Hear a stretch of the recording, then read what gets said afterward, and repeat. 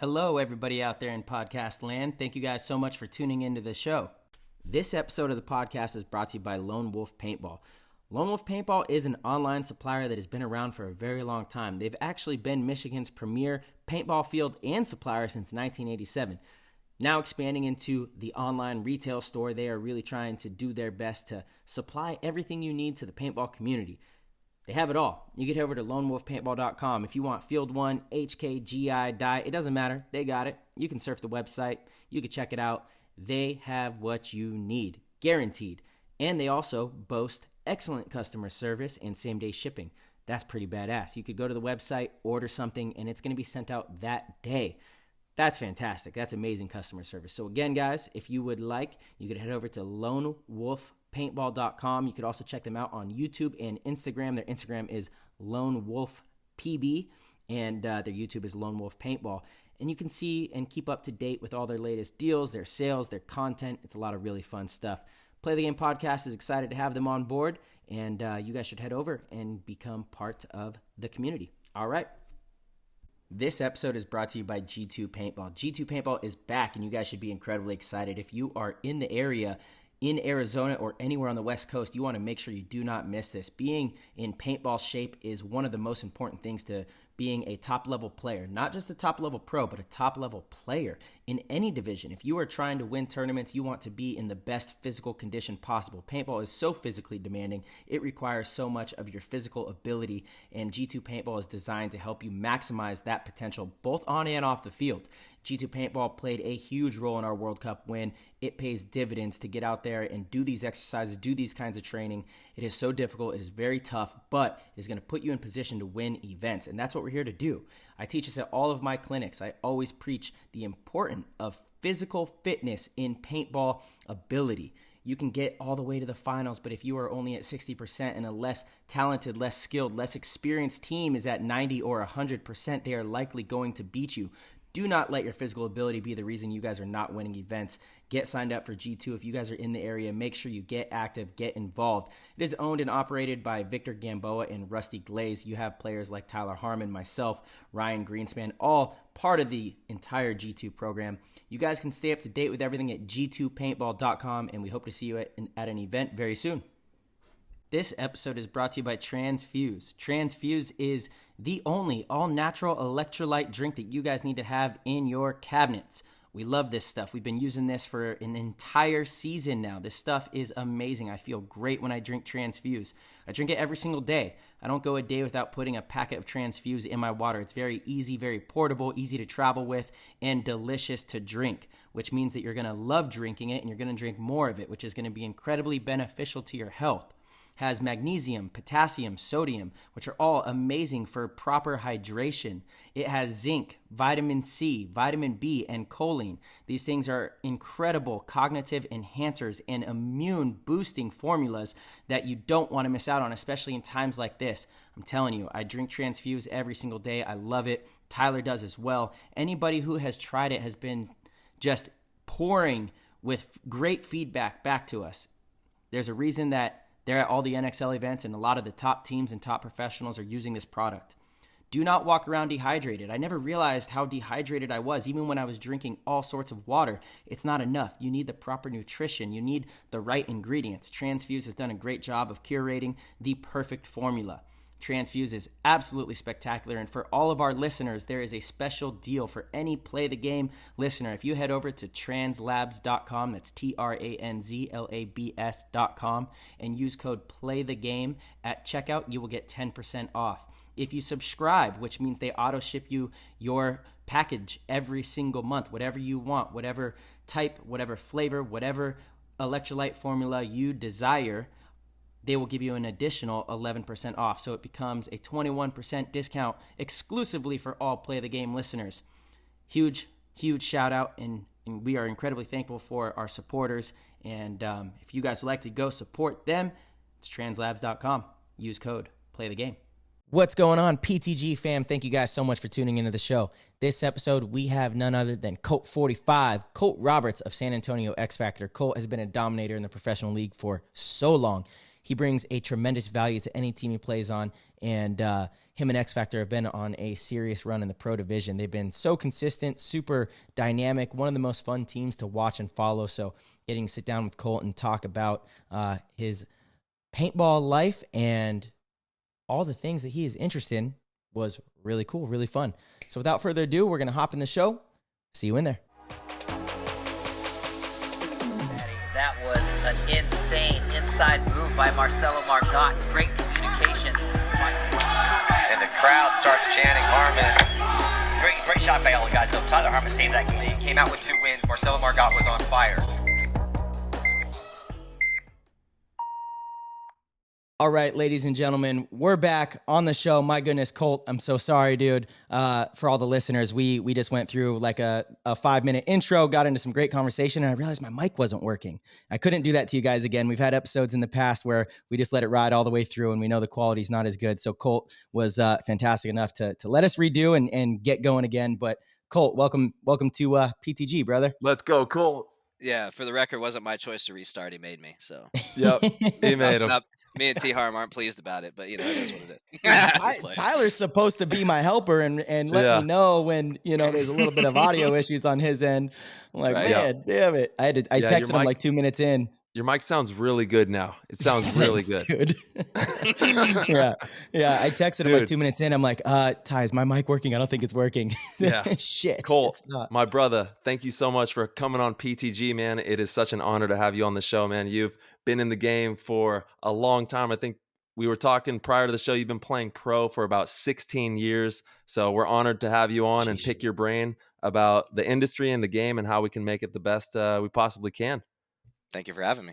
Yeah, dude. Thank you. Yeah, 100%. So again, for the listeners, it was super interesting. You played pro with Avalanche in 2004, and then your story with X Factor is really interesting. I didn't know that. You want to kind of go through that again?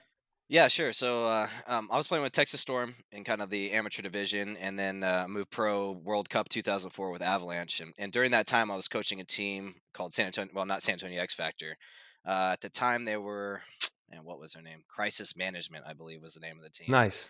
And it had Alex and the Cohen brothers and a bunch of the kids, Derek Jordan. Yep. Dude, such a crew, such a good crew. It was a crew, yeah. Yeah. So they played D3 X-Ball, and they never played X-Ball before. So they came in, played nationally D3. I coached them through that season. They won the series. And at the end of the season, I was like, hey, I want you guys to come play with me.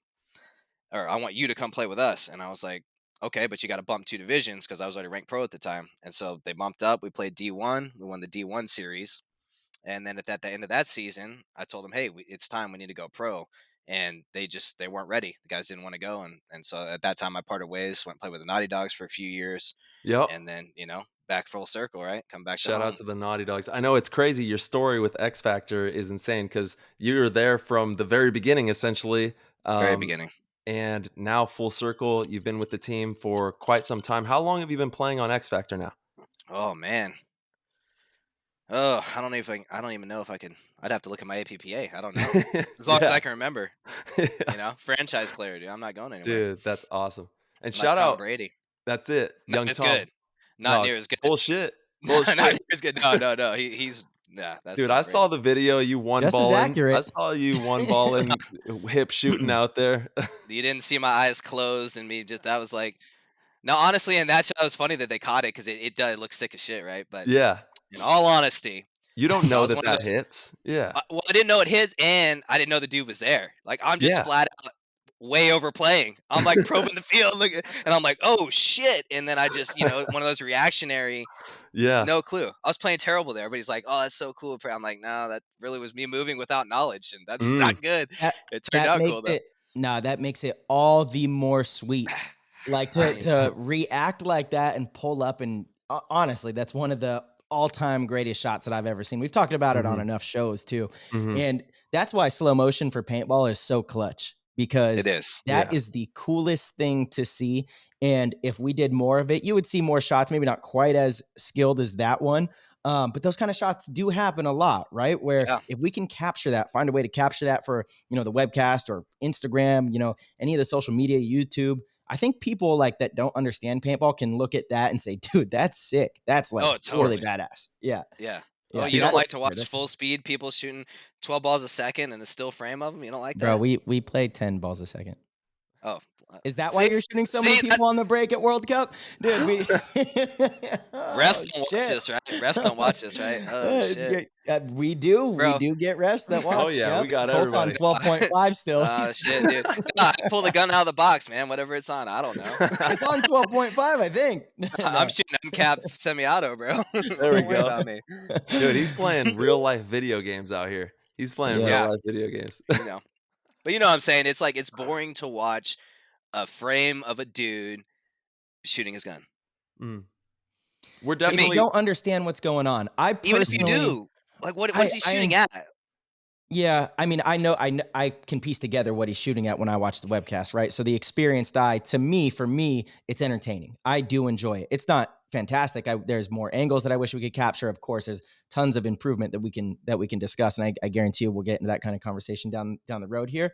But to the untrained eye, oh my God, it's got to be super boring, you know? Right. Like I can at least piece together what that player's job is and why it's important, you know, and what exactly. You shouldn't have to. You shouldn't have to, 100%, 100%. That's why with football, they do such a good job with slow-mo and instant replays. And that really gives the commentators a chance to explain to the people that aren't really fans, but they're watching on a Sunday with their friends, family, whoever it is. They explain, why that hole opened up or why that catch was so spectacular, or what the defense was doing. That kind of stuff gives you access to the cerebral side of the game. And if we could do that with paintball, like there's so much there. There is so much there. Mm-hmm. Right. But they also have, an abundance of cameras and of course editing and production on the back. You know what I mean? Like, and that's just money, and they're not playing split deck in the NFL. Mm-hmm. Are we going there already? Are we going split deck already right off the rip? Damn it, split deck. The worst concept ever. It stinks. It stinks. It's a great concept if you're running logistics, right? Logistically, it's great. Yeah. And honestly, I don't mind it as far as playing it, right? Because I think it is kind of nice to come off. You get more than, because when you're playing true X-Ball, you remember back in the day, dude, totally. 2-minute break and you're playing 20, 30 points. Like, even in the finals, like, dude. Yeah, in the final, I'm like, I have way less time in the pit. I'm in there like, you better tell me what I'm doing quick, or I'm just freestyling. You know? Yeah. Like sometimes you can't even get information from the coach in that time. Absolutely. Yeah, I think that's a really interesting topic there because you have to learn how to win in a different situation and style of play than you played the whole tournament. You know? Yeah. So and it's very different. It is. Yeah, it really is. Yeah. That's an interesting whole concept there. And, it also makes it to where, like you said, Marcelo, you're going to be freestyling a little bit more, You might not have every bolt and piece of the information that you need, but you kind of are like, okay, I hedging myself on this bet that it's going to go this way, freestyle it like this and play it out and hope it goes your way, Mm-hmm. Yeah. Trying to adjust game plans with just 2 minutes versus a minute and a half or whatever, plus the time of the point before you, it leaves a lot of pressure on the coaches too, I think. Yeah, it does. Absolutely. It's a whole different style. It's a wild game once you get into those finals. It gets crazy. I love it though. That feeling and that turnaround, like you really do stay in that flow state. If there's too long of a lull between points, especially if you're not playing every point, like if you're off that point, it's really hard to just kind of click back in. For me personally, I play my best paintball when it's back to back and something happens. I don't know if it's adrenaline induced or what, but I really need to be into the game. If it kind of dies down, you lose that a little bit. And sometimes it can be hard to tap back into. So when you're in the finals and it's just back to back, I love that more than anything because you're you don't have time to get removed from that state, Absolutely. Yeah. Yeah, the finals is always just such a different game. Even just like I still to this day get the chills when the national anthem plays. Like it's that's like my favorite moment of the whole finals. You know what I mean? It's just it's so cool. I know. And just the meaning of like the American flag and I think we've lost a lot of patriotism in the country, unfortunately, culturally and just with the generations that are coming. It's just different, but not to me, because my dad was in the military for 20 years. He served our country in Vietnam. Yeah, and he was in the Navy, and and that's just a special moment that we're here playing a game and in loving America, life yeah. in America and free to do these things and have the opportunity. And there's people, first of all, we fought for that freedom, right? And then not to mention there's people around the world that are just would be as happy as we are there just to get a piece of food. You know what I mean? And it's just like, it makes you thankful, and it kind of just, I don't know. I still get the chills. It's humbling every time at that. Absolutely. It's cool. It's a cool moment. Oh, dude, it's timeless. Those moments are straight up timeless. And it is like, it gives me chills just thinking about like all the energy that is on the field at that moment. There's so much, energy that's just ready to be released onto the field. And, so many people's minds are just revved up and ready to go. And it's a high intensity moment. And it's timeless. It's amazing. Yeah. Love it. It legitimizes what we're doing out there too. You see it in all the other sports, and it's obviously done because for a reason, right? It's special. It's a special time to be standing there while that's going on. What's funny is I had multiple people reach out to me and dead serious ask if I was the one that sang the national anthem at Cup. Wait, you didn't? I was like, come on, don't lie to people. Come on, Colt. One, okay. I thought it was a girl. Like I remember listening. And was I like, definitely think it was too. But wasn't it? No. So I went back and listened. I'm like, I think that is a dude. But it's just so funny. I'm like, I mean, did you watch? If you were watching, you'd like, I was right there with my, hand over my chest. I don't know, but apparently that's pretty funny. Yeah, it's pretty funny. Can you sing? Pretty funny. Not at all. That's the funnier thing. I'm like, honestly, I think you can. I am. Give us a little bit. Dude. Give us a little bit. Just the intro. On, sing a little Not gonna bit. happen. Just the intro. Not to gonna national happen. anthem. Nope. See? Not today. Nice Tyler, try. I was telling you about lack of patriotism. Yeah. This is what I'm talking about. Dude, come on, sing a beat. Things right here, dude. Come on, I might have to do it on my own terms down the line, but I'm definitely not going to do it right now. We can put you on the spot. Okay. Hey, I got crickets. We got crickets. Dude, I gotta say, shout out to the Naughty Dogs one time. You're a Naughty Dog alumni, so am I. Yeah. I didn't spend it. I think you spent a little bit more time with the camp than I did, but major love. And I'm a Smart Parts world champion. Yeah. If you didn't know that. There we go. Oh, dude, that was the weirdest tournament ever, dude. Yeah. Yeah. The weirdest tournament ever. Did you play that, Tyler? Dude, talk to me about that. I didn't. Did you I play didn't play that one. No. Okay. All right. So first of all, it's indoor, and I don't know if you guys have experience playing indoor paintball. I remember watching it. I remember. Indoor paintball sucks, right? Unless you just have like this crazy stadium lighting where you can see. Because for me, I've always been really good at like watching paint and being able to adjust my lane off paint and react to it. You couldn't see anything in there, right? Because it's it's an auditorium lighting. It's not meant for super high foot candle paintball play. Yeah, so that was difficult. There's like a couple parks I've been to indoor, only a couple that have done it right, but for the most part, it's kind of a rough situation for sure. It's rough. Yeah. You take one in the face and like you snap your head back like an hour after it hits you because you're like, oh, I didn't know that was even coming, right? So that made it weird. And then it's in this big like open auditorium with all the stadium seating, right? But there's nobody in there. So you just have this weird echo. So you have these guns shooting and these acoustics are horrible. It's just echoing. Blah, blah, blah, blah, blah. And then you hear a few people yelling and calling codes and shit, but you can't really understand what's going on. No. And it's hard to communicate. Yeah, super hard to communicate. Yeah. And then when we first, and I'm not going to drop any names of sponsors or anything at the time, but the paint we had there, we had like some rec ball, terrible paint, dude. The first game we played, it literally like shooting field paint, and we were bouncing the shit out of people. Luckily, another team hooked us up with some paint, and we were able to compete. There we go. So the paint was bad. And then between each point, they had this like really strange progressive rock band or something that would play these like riffs, right? So a point would end, and then they're like commercial break, and they're like and playing these weird. Wait, live? Riffs. Yeah, they're playing it while we're playing the game. Like we get off the point and they start jamming, right? And we need that back immediately. No. So in Chicago, in the finals, they were playing. They had a DJ, and in the finals in Chicago, they were blasting it. It was like right behind one of the sides. I swear to God, I didn't even realize it until like we started playing. Like, wait, they didn't turn that off. Like usually they'll play it in between the point. It was just rolling through the matches. Like, hey, Jason, someone has to do something about that. Yeah, crazy. Can't concentrate here. Yeah.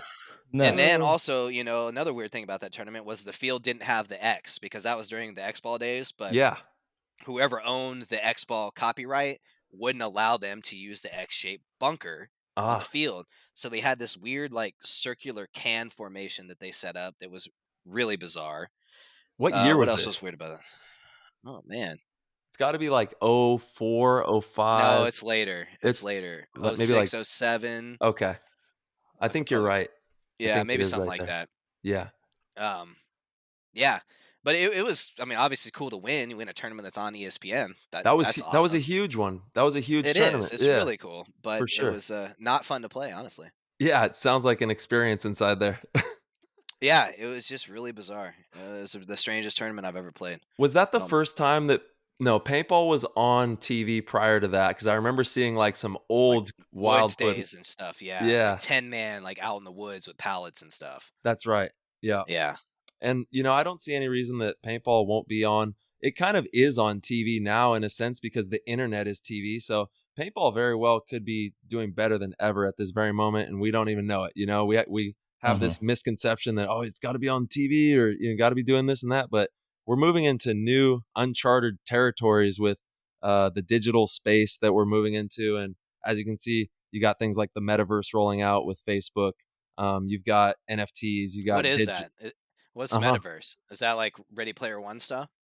It is going to move into those kind of sectors. I don't know. Nah, I can't The do way it. that I imagine it in the future, I would imagine that someday you're going to have a room in your house that is going to be like a digital room, and you step into there, and it's like going into another world. Like you're going to have a That's what the digital. metaverse is, Yeah, supposed to be. It is the yeah, I can't do digital it though. world.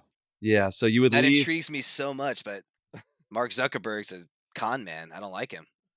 I don't I know. I can't don't support know him. it. I don't know him. I don't I know him don't. either, but he does some fucked up shit, like Yeah. taking his opinions and silencing yours if you have a different one. Yeah, there's definitely that's a hot topic there. And I don't know enough to really speak on it, to be honest with you, but there's so much going on in that framework, Yeah, and censorship nowadays is mhm. unbelievable. Yeah, It is from YouTube. You see it on mhm, YouTube. You Yeah. see it on Twitter. You see it on Yeah. Facebook. mhm. It is a bummer because it's such a powerful tool, and speech, free speech especially, is so crucial to growth. Of The course. best antidote for bad speech is better speech, right? If you don't like Mhm. Right. what is said, then make a good argument so that people that don't understand and might be 50-50 can make a wise decision. Sure. But censoring people is dangerous. Mhm. It Super. can't. Yeah, it's a slippery slope for sure. It's not It good. is, and we're there, and it's and Yeah, it's rampant through just even the media coverage of stuff too. It's like you totally. have these far left news sites, and you have the far right, and it's like I don't give a shit what your opinion is. You're a journalist. You give me the facts, Yeah. and I will formulate what my opinion is. I don't need you feeding me what your agenda is, right? But Mhm. you can't find like a neutral news source that just says, "Here you go. Here's what's happening. Do Well, what you want with it." actually, you can. It's called Play the Game Podcast. It's this new hot There you podcast that go. you got to tune into. But yeah, it's amazing what is going on with all that in the metaverse. And I know we've talked about NFTs a little bit and like the crypto Hmm. world. That's really coming to life. And Yeah, honestly, it's that's the all wave of the future. Buy yeah, crypto, dude. kids. There we Buy go. crypto, dude. This is not I'm financial telling you, advice. man. It's not financial advice, but yeah, American dollar ain't looking too hot, boys. That's all Yeah. I'm saying. Buy Yeah, crypto. it's an interesting time. It's an interesting time that we're in. It There's so is. much going on right now.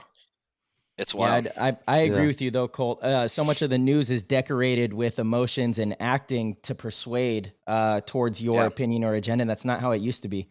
Mhm. No. So it has been so difficult. But that's even more why I'm like, man, social media has such a responsibility to allow real conversations and real speech to happen. If you Absolutely. have become that big, you're such a giant, a monster. Everybody uses it.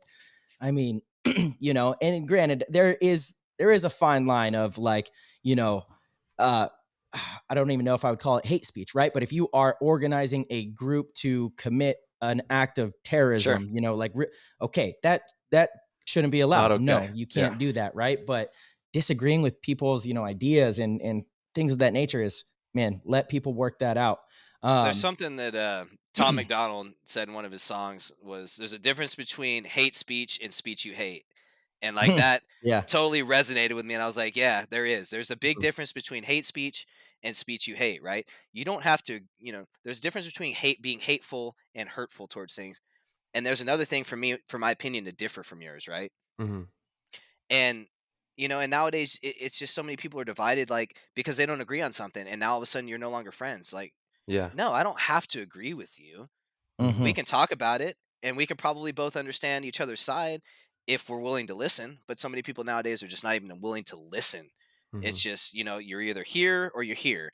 And this in between area where I kind of like to reside, it just doesn't really exist. It's Well, like, it's all by design. They want us to kind of of go course at it each is. other, Oh, of course.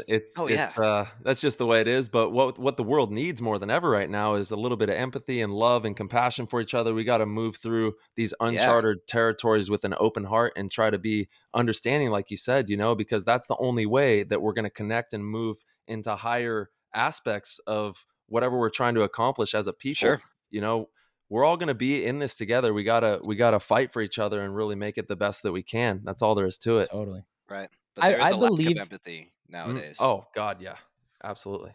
I Yeah. think you're going to see the pendulum swing back, though. I think you're starting to see a lot of people realize, what's happening and what's going on, and there's Yep. a real discomfort with it. There's a real pushback starting to happen, and I'm Agreed.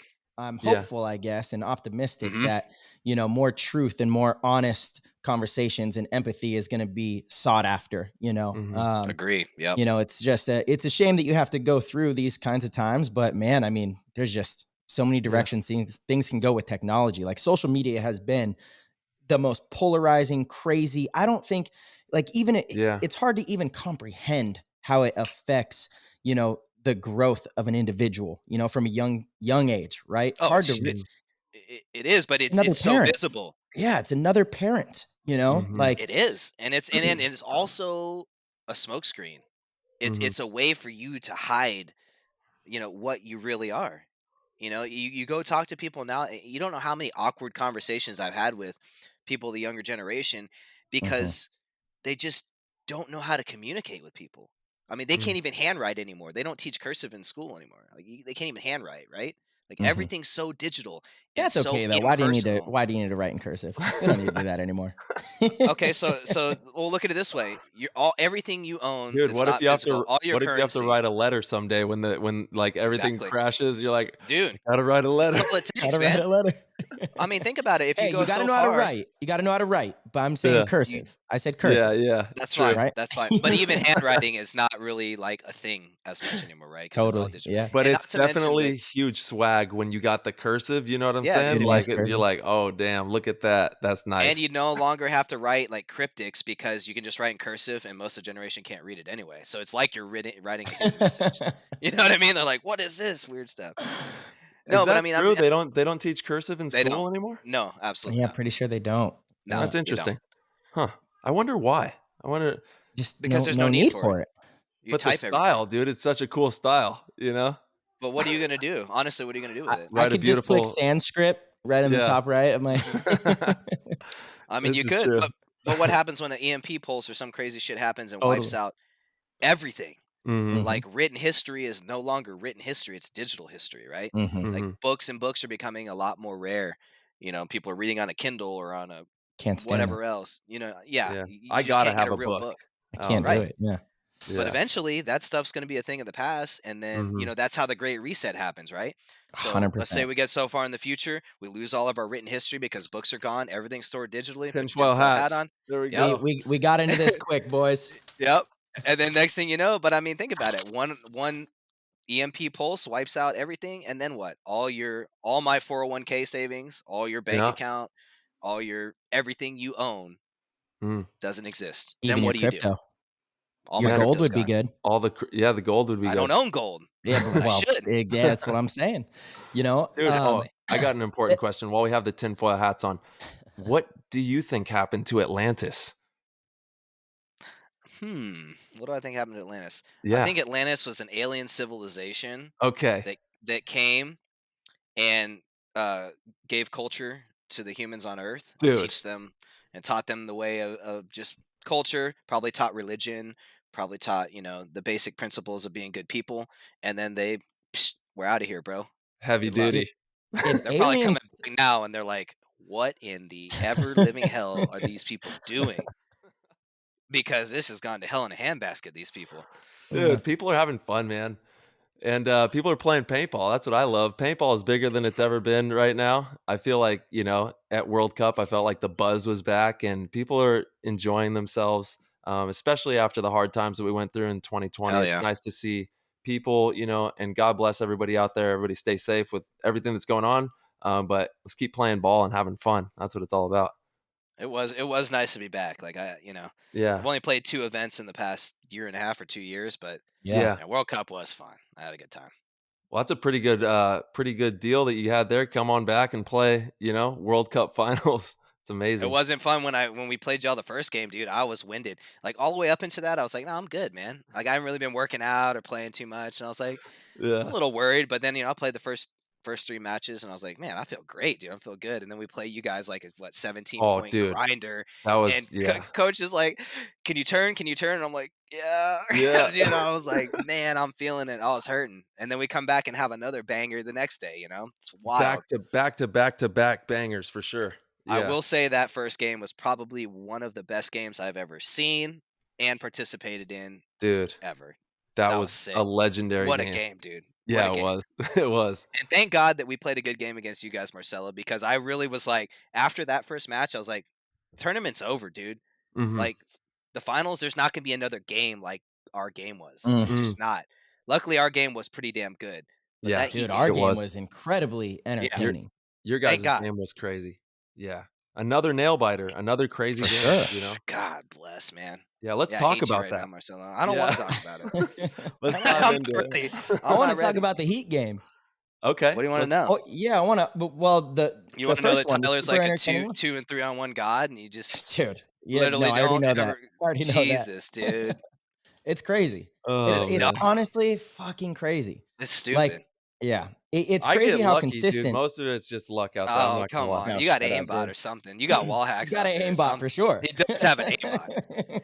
He's got this 100%. aura around him. You know what I mean? It's like Yeah.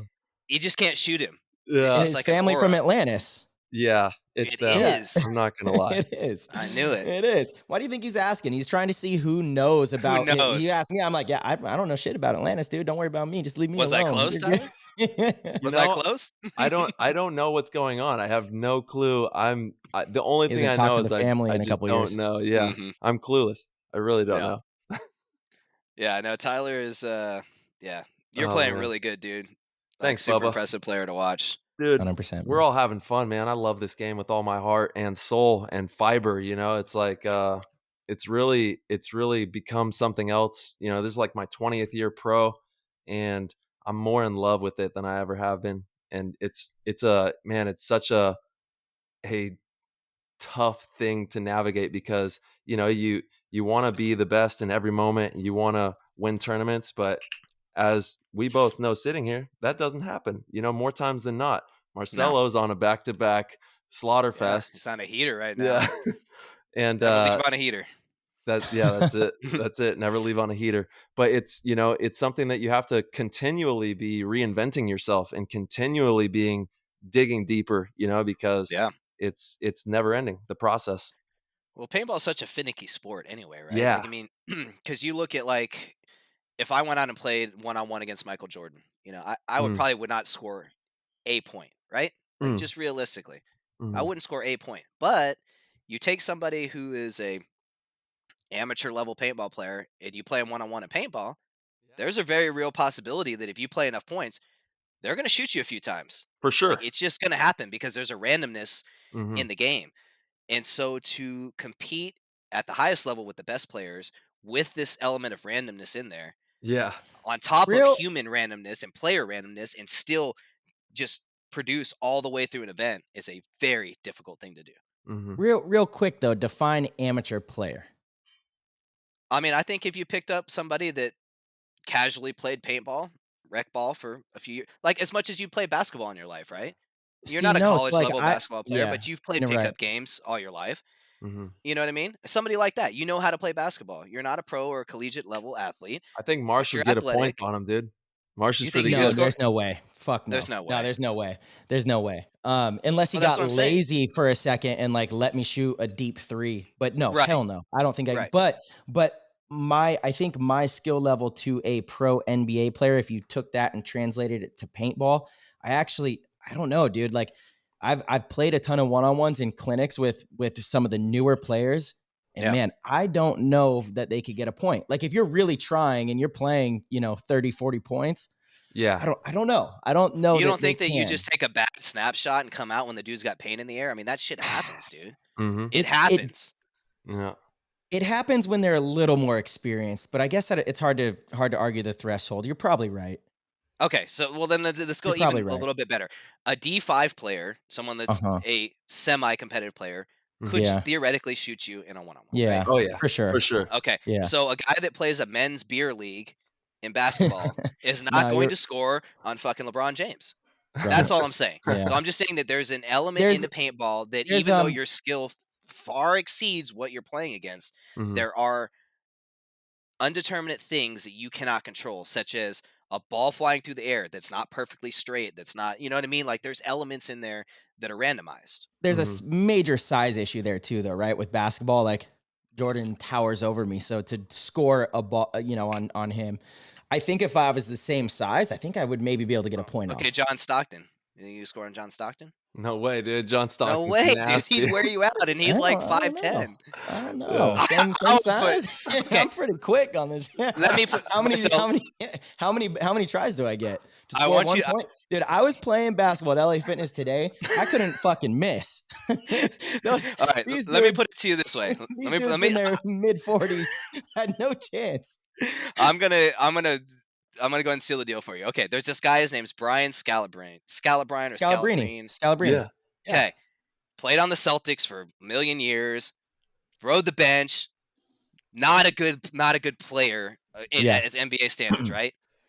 So people were running their mouths to him when he was retiring. He was talking all this shit. Oh yeah. He fucking challenged anybody in the whole city. Collegiate basketball players, come out and play me one-on-one. Yeah. He beat them some absurd 36-4 or something retarded. I saw that. And he's like, even though I may be the worst player in the NBA, I'm still so much better than all you fuckers that you 100%. Can't even touch me. Yeah. You know what I mean? And that's like I said, you're probably right. 100%. It's just the gap, And I'm just saying that, and I'm not saying you're not a good paintball player. I'm just saying that no matter how good you are, there is a world basketball player, I think, right? So you're not saying I'm not a good basketball player, or you're saying I'm not a good paintball player? You're a good paintball player. I said, but no matter how good of a paintball player you are, there is a world where you take a bad snapshot, dude's already got a ball in the air, and he hits you. Or that you make a good snapshot, your paint turns, or your chrono, you shoot 10 FPS lower than you normally do.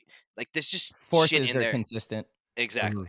Right. In basketball, you don't have these kind of different variables that you mix in the game. That's all I'm saying. Totally. No, like I said, you're probably right with that. I'm tipping my hat to you here, so take the goddamn compliment.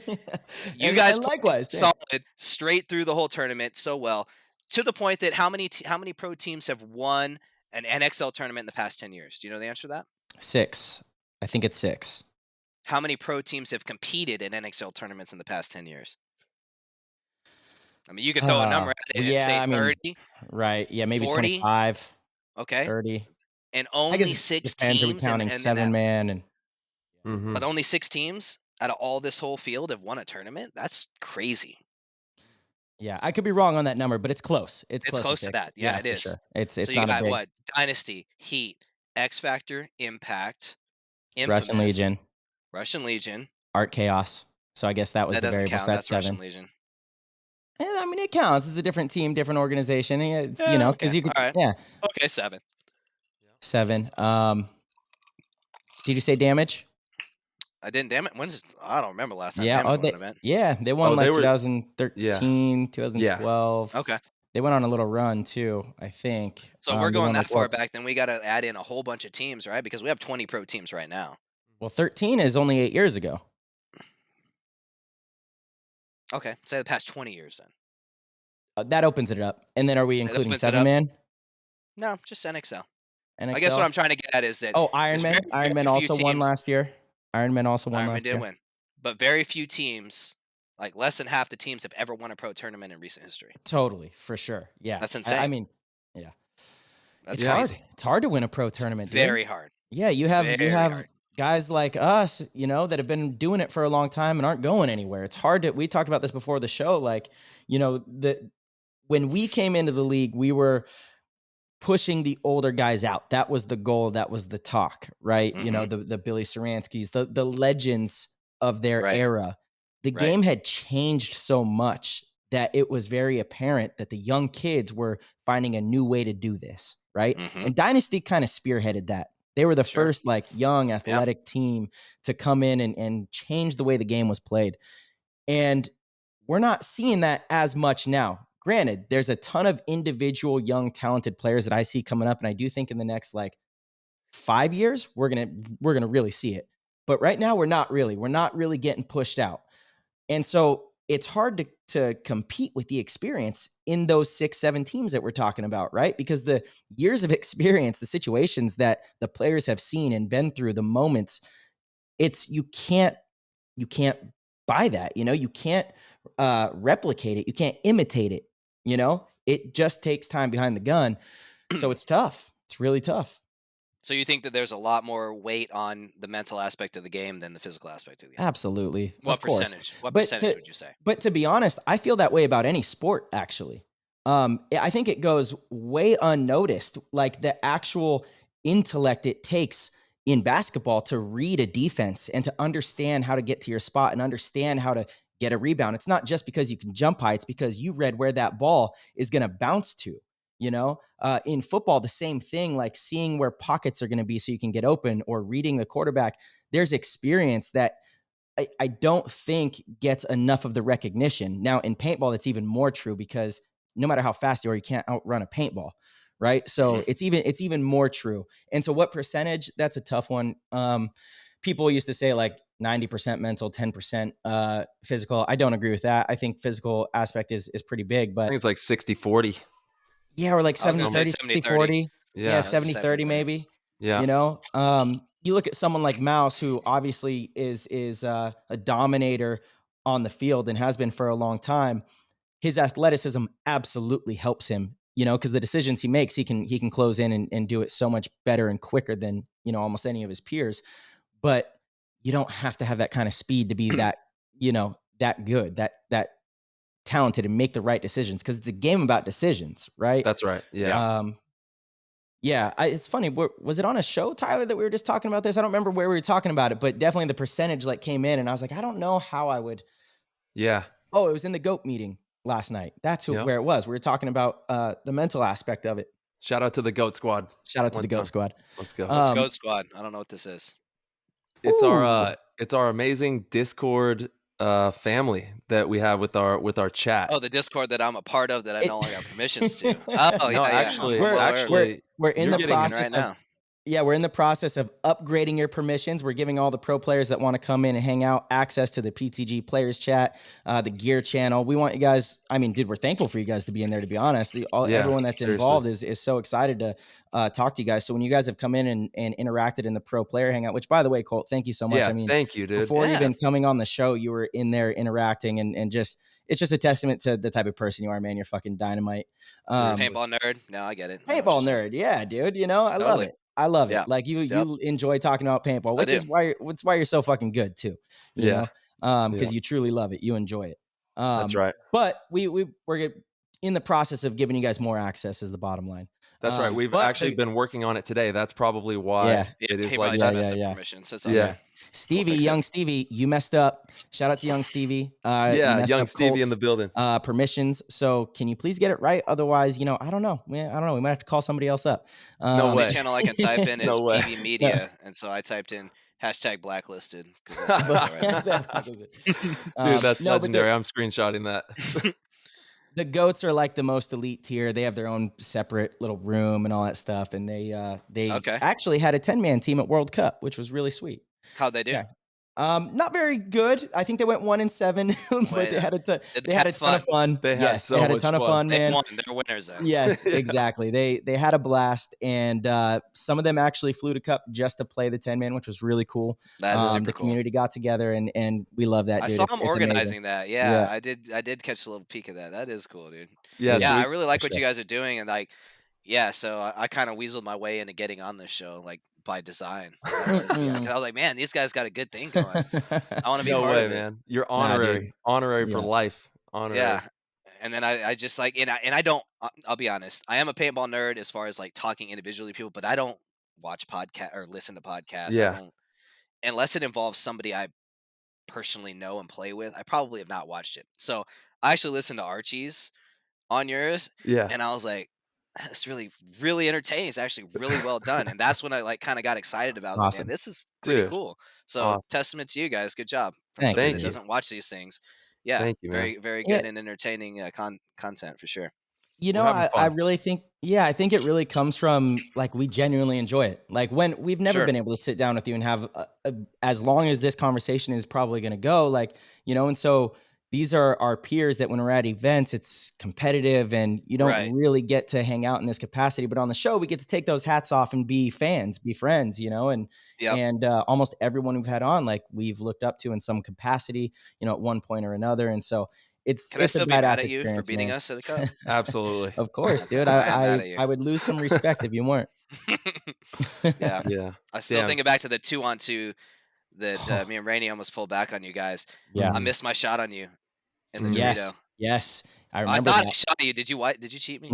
No, I did not. I wouldn't be didn't. mad at you. I Okay, know. you I didn't would scare tell me. you too. I It don't. looked Yeah, good. I'm too It looked scared. good. I I'm was too like, scared to ooh, I cheat, am dude. too. Yeah. Yeah, I'm terrible at it. You're talking I'll about slide remember on something. you came to our side, right? Yes. Hey, okay, so good question. Did I shoot you? No. Mikey did. He blind shot me over some weird shit, and I'm like, unbelievable, dude. Oh my Yeah. god. Yeah, Because because we I were was like confused. 2-on-4 or 2-on-5. We Right. pulled off some good Right. shit, dude. I was like, ooh. Right. You know, you just feel that momentum swing, and you're like, Yeah. oh man, we just counterpunch back. I'm on your side of the field, Rainey's in the 50 snake, and I got a good shot on you, and I knew it. If I didn't hit you, I at least got control of you for the second. And I Yeah. was like, okay, I'm just gonna post on Marcelo, and he's gonna peek me. And if I can get a trade, then we got a 1-on-1, or maybe I shoot him and live. And then all of a sudden, dude, just over the top, clink, and I'm Damn. like, son of Fantastic. them. Yeah. That's Yeah, crazy. I mean, dude, Mikey stepped up. You got to be He really happy did. for a kid like that Yeah. comes in, you know, his first couple years with a team like this. Yeah. Yep.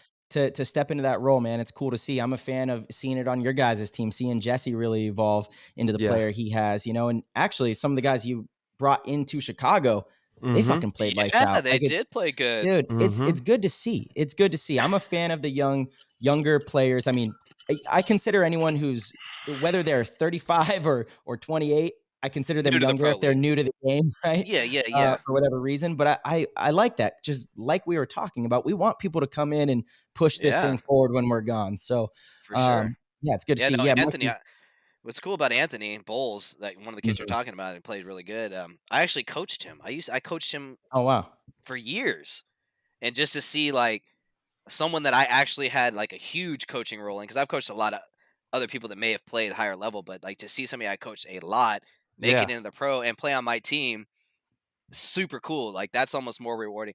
I'm more rewarded by coaching teams and seeing other people succeed than doing, because I've done it, right? And it's still fun and I love it, don't get me wrong, but there's just something about teaching somebody else and then them going out and doing it and figuring it out and just seeing the joy. Like I take more pride in that than doing it myself personally. Mm-hmm. What team was he on that you coached? Notorious. Notorious. Nice. Yeah, FSU Notorious, and they're a team out of our field, and they did really well in the divisionals, like Division 3. I think they won a series title or 2, won several tournaments, and so yeah. There we And then go. he actually played on the Outlaws, so he made his pro debut I think, last year or the year before. He played like a couple event with the Outlaws. Yeah, you got to learn how to win too. Like winning early like that is very important. Yeah. You know, having that in your repertoire is something that you got to have moving forward. If you want to be a top level pro, you got to win some tournaments. You got to win some series. You got to get some stuff done. And then, you know, you got to learn how to do that again at the pro level, because that's a whole nother chore, you know, learning that task. Totally. Yeah, it's interesting. And then people always ask me like, so like, what's the difference between like pro level and like high divisional level or whatever? And it's like, Yeah. when you really think about it, it's just the windows get a lot smaller, right? So your time to react and make a decision in those leagues is much bigger. In our league, it's like if you've thought about it, you've better have done it, because if not, it's no longer there. And the margin of error, like people don't miss near as many shots as they do in the other league. You know, because you go look at some of these divisional players and like their snap shooting and their like fundamental, like how they look on the field, you're like, damn, that kid looks like he can play. But then you throw them up in with the big dogs, and it's like they don't have that decision-making ability to compete, no matter how good their gun skills look, how great their snapshot is. Totally. Like, it's just such a different thing. And I've also noticed that if you're not a highly intelligent person, like just in general, not paintball intelligent, but just intelligent person, they just don't seem to last long at the pro division, no matter how athletic you are. Like, you have to have a super high intellect, just a natural, like high Absolutely. IQ type intellect, which I think is a really neat thing. It It's almost is. like being an NFL quarterback. You know what I mean? Like, those Yeah. For dudes are sure. just brilliant. And in Yeah. paintball, not that I'm brilliant, but you just have to have a high level intellect. Well, you're It's kind of cool. brilliant in the way you break down moves and situations on the field, 100%. Mhm. And And like that, right? We have to compute it like that. right, Yeah. of course. And that goes into, so, gunfighting. I spend a lot of time thinking about this kind of stuff, and it first got triggered. And sorry for the listeners that listen to every show. I've talked about this before. Hope you're not sick of it. But for a long time, we would go and do clinics, and I would set up targets and watch kids come up and gunfight with the target. I'm like, oh my God, he can't miss. What a dominator. And then as soon as he gets in a game, he can't win a gunfight. So I'm like, okay, where's the disconnect? Gunfight logic is a really important thing. You need the fundamentals. You need to be accurate. You need to be efficient, quick, low profile, all of that. But gunfight logic, how far am I from my opponent? How is my timing with his paint coming in? That is that's the gunfight. That's when do you gunfight? Like, that's the number one, right? Yeah. Like, That's right. That's you right. don't think that you're better than you are, right? Yeah. Especially at the pro level. It's like, 50-50 at best, right? If I'm engaging Mhm. in a gunfight with somebody, Oh yeah. that's my best odds is 50-50. Yeah. You know what I mean? Like, and if they're posted on you, then you're like 40-60. It's Yeah. like, you just got to know when to fight. Yeah. That's And like are you in a the position whole. that you have to? That's Are you right. holding a zone that if the guy gets here, the game's over? Well, then, Yeah. Right. roll the dice, baby. That's kind of like where we came up with the whole concept for play the game. And that's what it is right there. You got to be playing that mental game and making the right choices. You don't have to. Sometimes I like it when they get close to me. I let them make moves because when you get close to me, my shot's even better. Bring them on in. Yep. So it's like, you got to play the game and make good choices. And that's what we see, Marcelo, a lot, when we put these players into these situations, the choices are, they just, it takes time to learn and make the mistakes. You have to fail a lot. You have to fail a ton and kind of get beat up a little and make mistakes and get shot up. And then you're going to be like, okay, now I got it. Now I know when to do these things. Now I know how to approach, this situation. If it's 2-on-3 or if it's 4-on-4, if it's, whatever the game provides, it's going to change how you're going to gunfight essentially. Right. Yeah. And it's also just, just as you play the can a little bit, Marcelo, or did you mostly play the one on the Dorito side? I did play the can a little bit, and actually I played it a ton at practice. That was where I was going to be playing, but then Dalton got hurt the day before we left for World Cup. Yeah. So, like, just in a spot like that, for Dalty. instance, like, your whole job in that, for one, shoot good on break, right, snake side, and then two, once you started shooting that guy a lot, they're going to break short to the big brick, right? The center wedge. Yeah, the wedge, right? Now that guy, not short dudes. That's where, like, Chad and those kind of guys that were short snake players, they had a huge disadvantage playing that bunker. Taller guys like Mouse and other than that. So what I'm trying to get at is that, like, that position, fighting that guy in the can, you're at a huge disadvantage, and I knew that. Okay, so that's one. So the second that guy put me in, I just would go away, and I'm like, you can have the snake. Why can you have the in and snake? shoot the landing zone, though. You could shoot the landing zone, but you can't wild out against that guy. Right, You're in a can, you have, like, basically one side to come out of. This dude's got over the top 10 different spots, right? And other thing is, like, what happens if he gets in the snake? He's in the snake. Is that a spot where he shoots everybody on the field? Absolutely not. So that's one of those game sense things where it's like, do I sit here and wild out in a 50-50 gunfight against it? Actually, more like a 40-60 gunfight because the dude's got 15 different spots to come out of. Or do I just say, cake behind him too would shoot at you too? Absolutely. And the corner, blind shot. You had so many things. Or do you just say, you know what? Take the snake. Let me let my team know, hey, dude, red alert or whatever your call is. Yeah. This dude's probably in there. And that's okay too. Because you could counterpunch on the snake side. If everybody knew that guy was in there, it wasn't a problem. So that's like just walking the field and knowing, is this spot one of those spots where if a guy gets, the game's over? If it is, then you ride the line, baby. You keep him out of there. If it's not, then concede it. Let it go. He puts a good snapshot on you. See ya. Red alert. He's in the snake. And then we just go from there. Yeah. That is such good advice there, dude. And it's something I try to preach all the time with my divisional team too is like identify where the danger spots are. You Hmm. know, once you do that, then you can realize what's worth risking to get there, risking to keep the other team out of there, right? Absolutely. You have to identify those spots and understand what kind of damage can be done from those spots. If it's a spot that does a lot of damage, you need to know, as especially as like a 2, you know, or a 3, you need to know who's at most risk so you can notify them right away. Like that stuff is so crucial to playing the game. And that all happens before the event. You know, Absolutely. that's all stuff that you've thought about, you've Yeah. recognized, you've processed, Yeah. you know. You make these decisions long before you're on that field. We do. We do. Divisional Yeah, people Correct. yeah. aren't. Yes, Like, correct, this is a exactly, little correct. seed of knowledge of like what's the difference. Well, here you go. It's Mhm. like one of those things.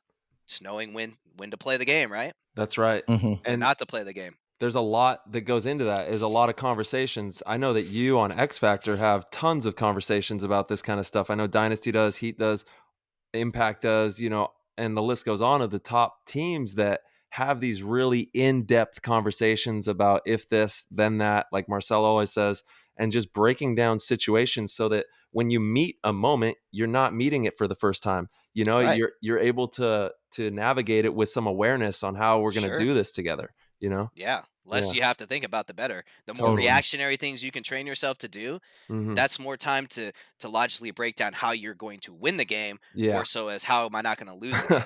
Yeah. How you're not going to lose the game should be just naturally already in you. You already know it, right? Yeah. Everything you're doing is second nature not to lose the game. So that when you're thinking about how do I win the game? Yeah. Yeah. I'm putting all the puzzle pieces together out there. Absolutely. Yeah. Yeah. Yeah. You can't be thinking about how do I gunfight or where's my Mm, shot or like you need to know Yeah. that, right? Then you're yeah. thinking Absolutely. about what strategic move can I do or what can I tell Marcelo to do or what can I tell Tyler to do to open this game up and change the chess pieces. You know what I mean? Yeah. So like that's a huge takeaway for, you know, divisional players or anybody looking to get better at this game, you know, is enjoy that process. That process right there is what is going to take you to those next levels. It's, you know, once you've got the gun skills down, you can you know, tuck those elbows under, make some clean snapshots and you know, navigate the field. Then it's processing. It's all processing and making sure that not only are you processing, but you're giving a lot of really good information out to your teammates so that you're hedging that they're going to get the information and be able to produce with what you're giving them, you know? And it's really not that difficult. You know, I mean, at our level, I think we probably run quite a bit, quite a few more plays, but still not an abundance of plays as far as like when you get to the tournament, your plays are, you know what I mean? You got what, four plays and a gadget play or so, a I feel penalty like there's a kill lot of play, a power play game. variations nowadays, With right? It's like the guns, same play, but like a minor right? tweak, you know? Minor Yeah. tweak, right? Yeah, with how the But field's either way been. you look at it, like the positions you're going, I guess what I'm trying to get at is at the division level when you're running 3 plays the whole tournament. If every guy on the team doesn't know what happens when Marcelo gets shot running to the Yeah. corner Correct. on this play, like where my gun needs to go, where I need to move, where the like that's just should be second nature, and you should know in your 2 or 3 major breakouts what happens when a guy dies on break. That's right. Everybody should know that. Or if you Yep. shoot one of your guys on the break. You know? Yeah, Like if yeah, you shoot that's even someone better else, too. right? Yeah, Yeah, it's for even sure. better. But you're right, I see so many of the divisional coaches, they kind of put the X's down Yeah. and that's it. That's it. Hmm. There's no secondary and third. Like our game plans, I know yours are too. All three of us sitting here, our game plans are so in depth. We have had conversation about every if this then that moment. I mean, not every, but as many as we can, right? We Sure. try to go through Yeah. any Or we've experienced possibility. them in Right, practice. exactly. We've either experienced them in practice, put ourselves in certain situations to test it and drill for it, or we've at least thought about it, right? Like when I get on a field, especially after the first weekend, I start thinking about all the different ways. Like, okay, so if we lose this player, Hmm. this hole needs to be filled. Or if we lose this Hmm. player, that's okay. We can manage for about 45 seconds. We just have to go harder down this side, you know? And so that could change too. Like you might lose an important spot, but you shoot someone out of an important spot on the other team. So you're like, okay, well, I'm going to go with trying to win down this side Yep. before we lose down that side. Right. You know, Push your like, advantage. and these are all kind of thought about before the actual tournament, right? Sure. It's a, he this brings up a good point. Cole, are you a fan of layouts or would you prefer blind layouts? I would prefer. Here's my thought. I think that they should say, "Here's 10 layouts at the beginning of the year. you will play one of these at each event. And I'm Interesting. also think would be kind of cool is if they took a completely separate field for the finals. Like prelims is on field A. They draw 1 out of 10. A is prelims field. Oh, Marcelo Then does not like that. when finals comes out, you pull out field B and you play it. So you'll know what the fields could be. Dude, that would entice people to play more paintball. Yeah. Absolutely. The teams would, you'd be like, hey, we got to practice all these damn fields. Yeah, we need to know field A, we need to know field B, C, and D. Yeah, I don't hate it. No, I don't hate that. So I think that's super cool. And then I think it also would be even cooler if they introduced a second complete layout for the finals. That would be one of the ones that were released, right? Yeah. Absolutely. Okay. So you would know up front all 10 of the fields or 8 or however many events there are, right? That's interesting. And I think that would be fun. That's interesting. Because I don't hate it. Yeah, I don't hate it. I just think that, and not so much now, but if you remember back, like when Russian Legion was just the dominant force, it was because they were able to play full time while the rest of us were working jobs Monday through Friday and playing Saturday, Sunday, a couple weekends before. But these shouldn't dudes were that be playing rewarded? all week. If we got paid, yeah. But there's not enough money. Like I couldn't live off of what I make in paintball. There's no way. I'd live in a hovel. I barely eat. I'm gonna be honest with you. Like, you guys probably make way more money than I do. I don't make money in paintball, but I don't play paintball for that reason. I never have. I've been a career guy forever. I make money doing my career, and that's fine. But even people that are making the most money in paintball, I still don't feel like if they're not doing clinics and have other side hustles. If you're not doing clinics, you're not supporting a family. Good money. No. Like you're barely like bachelor living in a fucking efficiency apartment, right? And if you claim that money and you're getting taxed, you're definitely not making great money. Yeah, absolutely. It's paintball. You have to treat it as a business. If you want to be a career paintball player, it's you want to get a good salary from your team, but it's the business side of it that you can pursue with private branding yourself stuff. well, and then you can do very well for yourself. But it's not easy, and it takes a lot of effort, takes a lot of work. But for me, it's always been, this is for sure what I want. I love it. Right. So it's easy, but it's a lot of work, and so people, there is an illusion that some players are just making all this money just playing paintball. And, for the listeners, it's maybe one day, maybe that happens one day, maybe, shit, dude, we got to give a major shout out to like Rye Guy Media. Some of these reels right now are getting, Tyler his reel has 14 million plays, So like, crazy. Like you're seeing stuff on social media, that is, paintball's kind of blowing up a little bit. It kind of is. It really is. And I think maybe that kind of money could come in, but you can make it work without that money coming in too, is my point. Absolutely. It's a different, it's a different animal. You do have to treat it as a full-time business, being smart with setting up clinics, getting your own merchandise, getting, your own branded items, just doing all the little things. But before you can do that, what do you have to do? You got to win. You got to get fucking good. You got to get fucking good. There's nothing more frustrating than some of the, and I get it. You're just trying to make a way, but some of the players I see like trying to build out their brand, I'm like, oh no, you didn't go through the steps properly. First you got to do this, then you do that. Well, you can always just have the illusion of being good. Because there are a lot of people I know that for some reason have always been regarded as really good players. And I'm like, hot take, give us one. Not doing it. Come on. Hot take. Let's go, dude. How are you going to be shy on that? You don't have to do it if you don't want, bro. Trying to think. Oh, he's down. No, but you're right. You got to be doing so many different things. Tyler, I see what you're doing. To hustle. No subject changing. I'm trying to think. Really, currently, I don't think there are any currently, but I think there's some in the past that have always had. I'm trying to think. You're putting me on the spot here. I'll come back to that. I will give you an answer. It's red glare. Okay, I gave you. You're cutting me. I'll come back to that. I will answer before the end of Oh, he's sang for you. He's saying for you. Yeah, he's totally pouring it on thick right now. I'm just saying that there are people that have built a better brand than they are players, right? Of course, yeah. Yeah, like, and it's a full time probably. You just won a world championship. I can't say that about you. Yeah. Okay, Marcelo's won. There you go. There you go. That doesn't count. Yeah, it has to be someone else. It's not true. I'm lying anyway. But I'm just saying, like, like there's people that have been able to build a brand. Like there's some like fantastic paintball player, but like if you're in the know, and there's a lot of people in the league that are the complete opposite, right? There's people that get no love in the pro league. That I'm like, that dude is a fucking stud. Well, you're one of those people.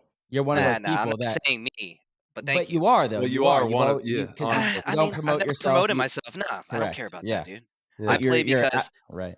I love the game. I love to compete against the best, and I love the community. Like, hanging out with you guys, just high fiving you, walking the field or something. Like that's cool to me. You know what I mean? I like seeing you dudes and saying what's up, and like that's cool. That's all I do it for. Dude. That's everything right there. Competitiveness. Yeah. I don't give a fuck if people don't know who I am. Y'all know who I am, right? Yep. Like, yep. Okay. I don't think that you see me walk out there and they're like, oh, thank God there's, kill one. No, I'm like, hey, you don't want to come and compete, right? Yeah. Colt's going down that side. Watch out for that guy. Okay. So I've done my job, and that's all I care one about. in the finals. Oh, boy. Yes, you were. When? Against us in the finals. Maybe. You shot Mikey in the goggles. I did? Yeah, you shot Mikey in the goggles. There's a great video of that, yeah. And then I wrapped the Dorito and shot you in the pack. So I was kill 2, technically, because I killed your boy first. Mikey was there first. You're right. Yep, you're right. Kill one on you. You're right. I could kill one plenty of times in my day. I ain't trying to say that. But I'm just saying, like, as long as I have the respect of my peers, I care about that. I don't care what Internet Joe says about me, or if he even knows who I am. I don't care. Whatever. Totally. I don't play for that. I don't play for the money. I don't play for the spotlight. I don't play for. Who's another big time like underrated player that doesn't have the brand, but he's a baller, and we all know he's a baller. All right. Well, let's see. Let me pick a team. Well, like on Heat, for instance, Mishka. That's the flat first out person I thought of. Yeah, baller. That's fucking crazy. Stud. In my head, that was the player. That's who I had. But I don't think he's underrated anymore. I don't think he fits that. And he doesn't fit that anymore. Cracking. His brand is on point. Is he picking it up? All right, well, good. I'm glad he's coming through. But like that's one that comes to mind. On Impact, the tall Yakimek brother. Zach. Yeah. Nobody knows who he is. You know how many times that dude's put it on me, like on a crossfield flick shot when I'm running up a Dorito and he's in the snake and he's like with his stupid tall lanky ass and one balls me. I'm like, this son of a bitch, and nobody knows. Nobody knows. Totally. Everybody knows who Mouse is. Everybody knows who J-Rab is. Granted, great players. But there's other dudes that are Cody Mikowski. Yeah. Stud. Does he get the limelight? He does. He does. No, he does. Now he does. Yeah, he does. Maybe now he does. Yeah. But back in the day, the dude's always been balling. You know what I mean? He's always been good. I don't think he was as good as he is now. I think in the last like 2 or 3 years, he's taken his game to another level. I don't remember yesterday, Marcelo, so I'm speaking in recent past, okay? Okay. 2 or 3 years, that's the limit of what That is a long time. That's a long time ago. Yeah, 3 years ago. Damn. Who won the World Cup 3 years ago? So I don't know. It was us last year. Oh, Heat. Did he go back to back? Yeah. 17, 18? No, no. Impact won 17, so it was 18, 19. Yeah. Yeah. Yep. Damn. Speaking of people that are playing much better than they used to, how about Ryan Smith? Let's talk about that guy. Yeah, huh? Playing a lot better than he used to. Man. Dude. Huge fan of Ryan Smith. We had him on the show always liked him. Yeah. He's been navigating the center of the field with the best of them, and his communication and off the break shooting. In the snake. And getting in the snake. Dude is just like, he's playing. Yes, he 100%. is. He's playing. He's playing. I know. I love to see it. Yeah. Yeah. Especially like in Philly, man, he was on fire. He was crucial. Dude. He was crucial. Yeah. Absolutely. He was crucial. You know who else is really good that I think he's not underrated. He is underrated for how good he is Billy on my team. Mm-hmm. I think Billy, yes. Billy's not underrated anymore. I mean, I don't know, dude. He doesn't get talked about like some of the other tier 1 snake players. But to me, hands down, would not trade Billy for a single player in the league. Yeah. I just wouldn't. The dude is just and I think Chad's a close second. Mm-hmm. As far as top tier snake players, I think you Chad's take Chad over second. Mouse? Nowadays, yes, I would take old Mouse over Chad. Really? Oh my god! I think Mouse is playing the best he's ever played. He's playing really good, but he's not like he's not the role player like Billy or Chad, where it's like if that dude's in the snake, he's on your side of the field and he's shooting 3 guys. That's Those true. Those dudes are just in your shit. Do you think that's because of coaching, or do you think it's playing? I think that when Mouse got hurt, it changed him a little bit, and I think he kind of pulled back a little bit and started playing more of a Less of He a does just like the. It's funny. know? Well, we just went out last weekend and played for fun, and he's like playing the two, and he's like, I could do this. I think I could do this so much better than being. I'm like, no, dude, you're a 1. Hey, look, if we're playing against you and you want to be the 2, I'm down. That's great. Not that he can't do it. I mean, he's still better than majority of the players. Absolutely. But you are right, Chad, and especially Billy are just relentless in that role. If they're in your snake, the second they're in there, you're like, God bless. They're on my side. They're relentless in that role. It's just so annoying. Yeah. Totally. And so like both of those dudes are, and Mouse used to be that guy too, even better. But I think he's toned it back. And like I said, I think still Mouse is 3 on my list as far as top tier snake players. Yeah, dude, Mouse is still elite, fantastic. But totally. I just think that he's changed his style of play a little bit. He's a little less of like in your face and a little more tactical than he used to be. Yeah, as opposed to Chad and careful what you say on here, man. Don't motivate him. We don't need him showing up next year. That's fair. Okay. Those 3 players, those 3 snake players are some of the best snake players that this paintball world and time span has ever seen. They're the best paintball players that this world has ever seen. Yeah. They are the amazing. 3 best snake players the world's ever seen, for sure. Angel was that guy, but the game's evolved, and they're the guys now. You know, they are. Agreed. And watching Chad George, being on his team and everything, the dude is a fucking monster. I mean, just he is a monster. Dude. He's a monster. And hard to shoot. Hard to shoot. Great shot. Great timing. Great awareness. Good communication. Great athleticism. The guy is just something else. He's a specimen for a snake player. It's something crazy. Yeah. Yeah. No, Chad's really good. Yeah. Yeah. And Billy has, coming up, Billy was always. He had that same reckless aggression. Oh, yeah. But he just wasn't that. He didn't make the best decisions all the time. Right. And now, like, God, he just understands the game so well. He's become totally elite. Definitely. Seeing his growth in there has been really cool because he definitely has broken into that conversation of the elite of the snake players. Absolutely. Yeah, Billy's an animal, dude. Like, who's on your list of underrated players?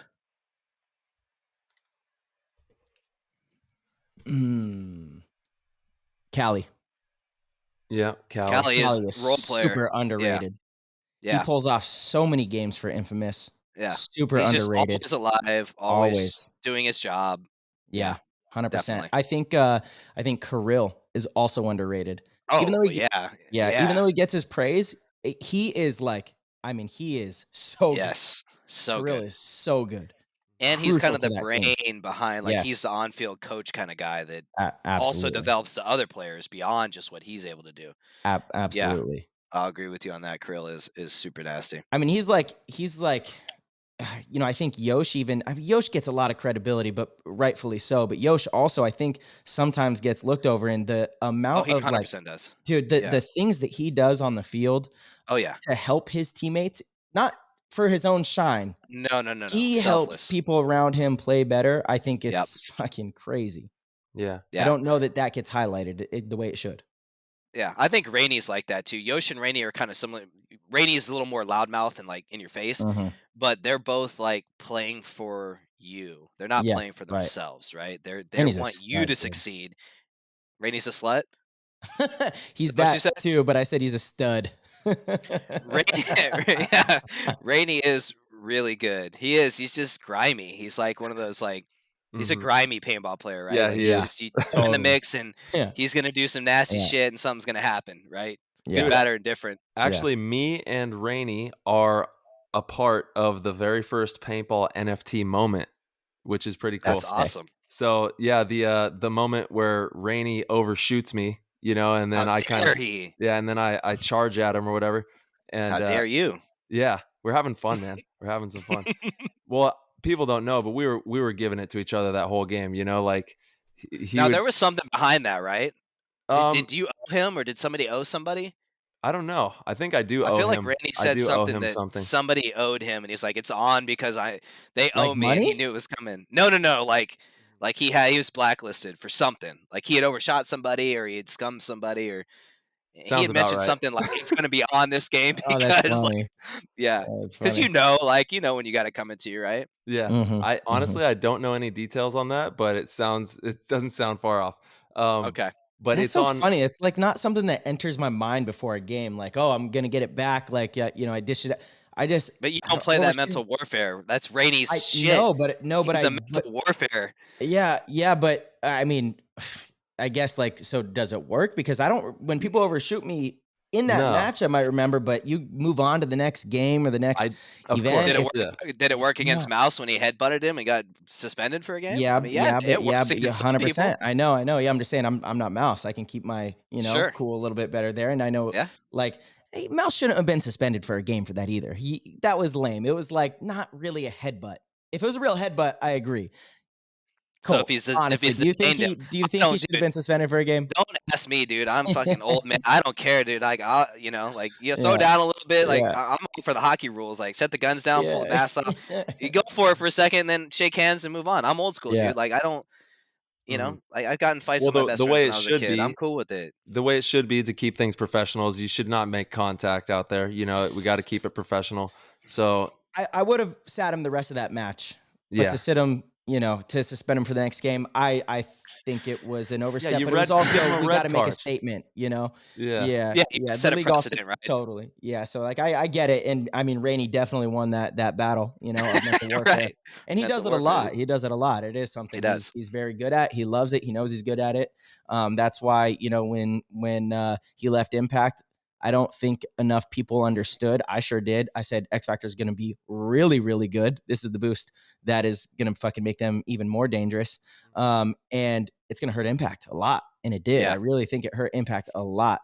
And, I don't think they really realized it. And, we all here know Rainey. Sometimes he can be tough to be a teammate with because he's so opinionated and he's so smart. And he truly is like, he knows the game and he feels very strongly about, how things should be done and played.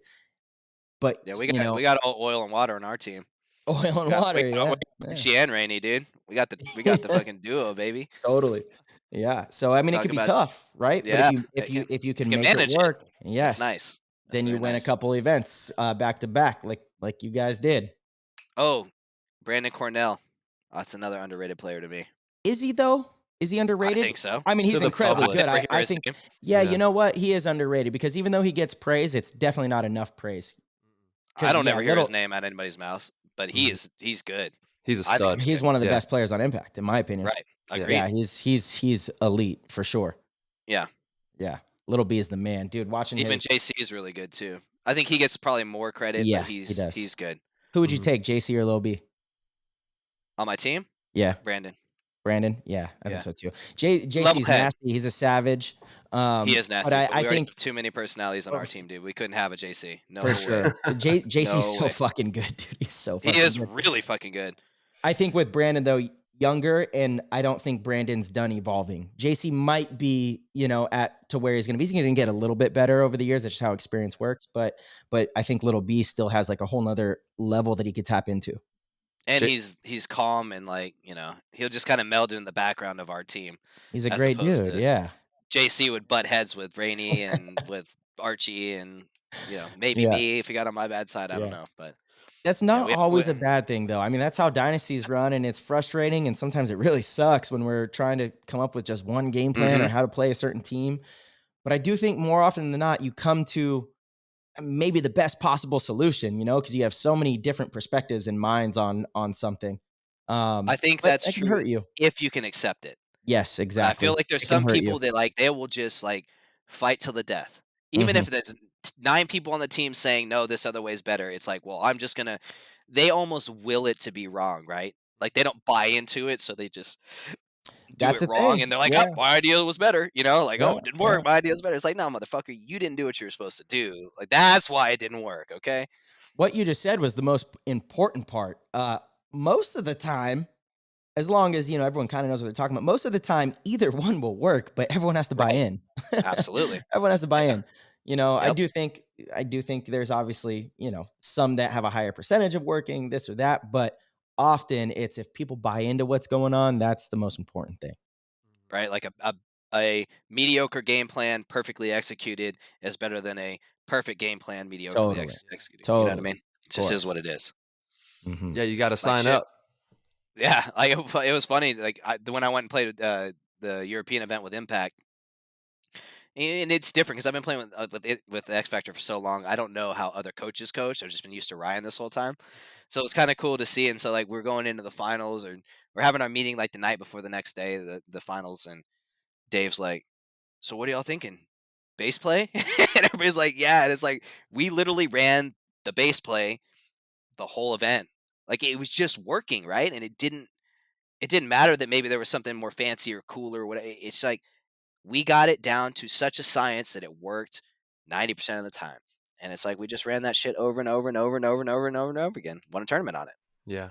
And obviously That during the was kinda game, cool. you're making minor adjustments here and there, Sure, absolutely. But Yeah, that base will get you where you need to go for sure. If you can master it, sure can. That's right. So what is it like playing alongside Archie? And hopefully we're going to see him again next season. Do you have any details on that? I don't. I know there was I was news to me. My mom was like, Yeah. "Oh, so Archie's retiring next year, huh?" And I'm like, What the I heck? don't know. Yeah. That's why I listened to the podcast. Okay. Yeah. She's like, "Yeah, he said on some podcast that he was retiring." Your My mom mom's listens to our podcast? She's way more of a paintball nerd than me, dude. My mom Dude. is Whoa, that's the epic. biggest fan of paintball. She loves paintball. And your Shout out to parents, Mrs. Roberts. Is that still her Yes. last name? Yeah. Yes, absolutely. Amazing. My Shout mom out and to Mrs. dad, Roberts. That's yeah, fantastic. they're So the cool. biggest fans. I could do no wrong. I'm the coolest person, whatever. They love me. I can't Nice, I dude. can't even begin to say enough good things about your parents. They're the She loves you sweetest too, by the way, people Tyler. ever. She's Yeah. like, "Oh yeah, Tyler's the only one on Dynasty that was ever nice to me." I was like, "Well, he didn't play on Dynasty anymore." I've never met her. Exactly. That's That's okay. not fair. It's I'd be nothing. nice It's to not a Mrs. personal thing. Mrs. Roberts, I would be nice to you, I promise. You would. You would. Some of the other But guys, there's- maybe not. Exactly, and that's the problem. There have been some of the other guys that are just, whatever. But No, I'm that's neither here surprised. nor They're there. usually, yeah, sure. Yeah. Dude, Ah, well, well, tell your whatever. parents that I love them. I miss them. Can we see them I at some will. tournaments? Are they going to be coming out to some events, hopefully? Yeah, hopefully they'll come next year. All I right. hope so. Awesome. I hope Awesome. so. Perfect. I'm off topic now. What So, else? What were we Archie, talking about? just playing Oh yeah, alongside playing with Archie. Archie. Yeah. Yeah. So Archie, obviously, we all know is like one of the best players Yeah. ever. Mm-hmm. What do I say? Because he's got a special mind for this game. He does. I think Archie has the potential to be one of the best leaders that the game has ever seen. Mm-hmm. And this is coming from a voice of someone who knows that I'm not always the best at portraying what I'm trying to say, right? I may have the best intentions for you, but my delivery a lot of times can be abrasive and brash and negative. And not everybody can handle that. You know, I played in, football, and the coach would come smack you with the whistle and call you an idiot and, whatever, mother F you. And that's fine with me. You can talk to me like that. And I'm just like, well, I'm going to prove you wrong. And it fires me up and I'm good. Yeah. Other people tend to fold under that. Mm-hmm. And so, I think if Archie learned how to portray his points in a diplomatic way that everybody could be receptive to, he would get a lot further. Because he's right 90% of the time. He knows what's going on. But when you come up to somebody and you're like, well, why are you doing it like this? You got to do it like this and like that. Some people they can't take that, right? They just shut off. And then they're offended. They're embarrassed. Yeah. I do too. Yeah. Give it to me, baby. Yeah. I'm good with it. Yeah. But not everybody's that way, right? And I've learned that as I've gotten older, and I've gotten better at working around personalities because everybody's different. Totally. And you can't treat the same person. And you learn that from coaching, right? You guys have done a lot of coaching. Mm-hmm. And you can't use the same techniques on every person. It just doesn't work that way. As much as you may want to be like, toughen up and do it, it's just not the way life works. And it's easier to catch bees with honey than it is with vinegar. That's the truth of things. Yeah. Yeah. I really enjoyed playing with Archie with the Golden State Kings. The year we had was special, yeah, you guys had a good run. We did. And Archie definitely has one of the most unique individual minds for the game. What I love more than anything is, so Ryan and I are that we butt heads. We're like oil and water on the field a lot of the times, right? And there's been so many conversations I've had about situational awareness. Ryan nowadays just loves to attack. And fuck, dude. Like, there's probably 1A and 1B, in my opinion, with Oliver and Ryan, of the best players of all time. When you look at like how long Ryan has done it, how consistent, right? But we would clash on certain things because he would just want to attack. I'm like, dude, Ryan, we're up 2 points. There's a minute and a half, 4-on-5. Why did you run and try to bunker somebody, right? Like, now we're in kill the clock mode, whatever it might be. And so our first event over in Barcelona, we were up, I think, a point, and we were up 5-on-4, and Ryan made this move to go attack and bunker somebody, got shot. We almost lost the point. We didn't, but he comes in and Archie starts like yelling at him for exactly the stuff I usually yell at. I'm like, I don't have to do it this time. I don't have to be the bad guy. This is perfect. Like, And I feel like we were on the same page. Oh, he was way more receptive. You know, it's like, okay, now this is like an outside kind of perspective. Right. I can, you know. Yep. No, I agree with you. I mean, Archie does have a good mind, and it's been awesome playing with him. I mean, I've played on the same side of the field with him for a long time. We a lot of times switch 1 and 2 roles. He'll play the one, and I'll switch. You know, and it's been really cool to play that dynamic. And you know, he's a great player and a great friend. And you know, I hope that he plays next season. Totally. I don't know. Yeah. I don't know, but whatever he chooses to do, sometimes it's nice to take a little bit of break, and X Factor will live without him, and we're better with him, but we'll be still great without him. It is what it is. Opportunity for other guys to come up and step up, right? Totally. And you guys, it's all about the team. You know what I'm saying? It's paintball is not about, you know, a player. It's about the team. And if everybody can, like we talked about, sign up for the mission at hand, and we know where we're headed, and we can get it done, and use some tact, and you know, be as best as we can, then you're going to have a good chance at making a run at titles. And you know, it will be definitely so hard to fill that void of him, because what he brings to the team is so special on a spiritual level and on a gameplay level. The guy is out of his mind when he plays paintball. Absolutely. But he also holds things, you know, very accountable, and he's, you know, he's an overseer. He's the eye in the sky on the team that's making sure, you know, we got things dialed in proper, and he's really compressing a lot of information. But it's probably been amazing to be able to, like you said, bounce off of those roles together, because you guys are interchangeable too, you know, like you guys are able to do things, you know, and really keep teams on their toes, so you can't get predictable with that versatility. Absolutely. Yeah. Right. Yeah. And I mean, I've always gotten along with Archie really well. So, I mean, like our cohesion on the field has always been really good. Just our, you know, it's one of those unspoken things where I can kind of just see his body language or him mine, and we just kind of know what to do. You know what I mean? So that's something special you develop over playing with somebody for years and years, and just, yeah, it'll be sad if he goes. I know, man. I'm really hoping he doesn't. I've been like, oh, come on, give us another one more year at least. You know? He's been doing it a long time, though. I mean, it's nice to, you know, you get a little. I think if you guys would have won, he would have retired for sure. I would have retired for sure too. Really? Oh yeah, dude. Damn. Yeah. How come? No, you just said don't quit on a heater. Don't quit I on a heater. Yeah, you never quit on it. I wouldn't have. That's what I would have said. I'd be like, yep, I'm going out on style, won a championship, I'm out of here. And then I've been like, but you never leave the table on a heater. That's right. I am like that. I don't. I can't leave the table on a heater. That's why I've been playing so long, because I'm like, well, maybe I'll get bad, or the team will get bad. And then we come out and it's like, we're still a top 4 team. Yeah. Fuck. Here we go. I don't want to quit now. What am I going to miss, right? Like, I'm going to be sitting home, like watching the finals against you guys, and I wasn't there. And I was like, well, if I had been there, you know, maybe I could have done this. And like, well, I'm coming back. You know, I need to get out there. So I guess it's the FOMO, the fear of missing out syndrome. So I can't watch the team doing good, and I want to be part of that. You know, of course. Like, it's exciting to see it. If you're still able, you know, like, like the competition of paintball, like you said, going to the events, seeing your friends, seeing the competition, going through the process. I like in the off season, I'm like, man, so much of my life has changed when I don't have not that I don't have other goals. I have plenty of goals, right? But there's nothing quite like a paintball tournament on the schedule. And the month and a half leading up to it, everything you're doing to prepare and dial in, it is so special and unique. And, you know, that's something a lot of athletes struggle with, you know, in all sports, is when they are done competing, how do they fill that void? And no doubt that I'm going to find different ways. I think the podcast has been excellent for that. You know, like, I know this is going to be a long time passion of both Tyler and myself, just continuing to bring fucking top of the line content with people like yourself to the paintball community. But that void is like, until I'm ready to go, and like you said, until I'm not producing out there, I don't see why I would stop. You know, it's good exercise. It's good for the mind. It's good for the body. You know, it's so good for the soul and for so many things. So yeah, definitely I'm gonna push it to the limits with how far I can go. I hope Archie doesn't retire. I think he has so much left in the tank, and he's really important to our sport. So curious to see how that plays out.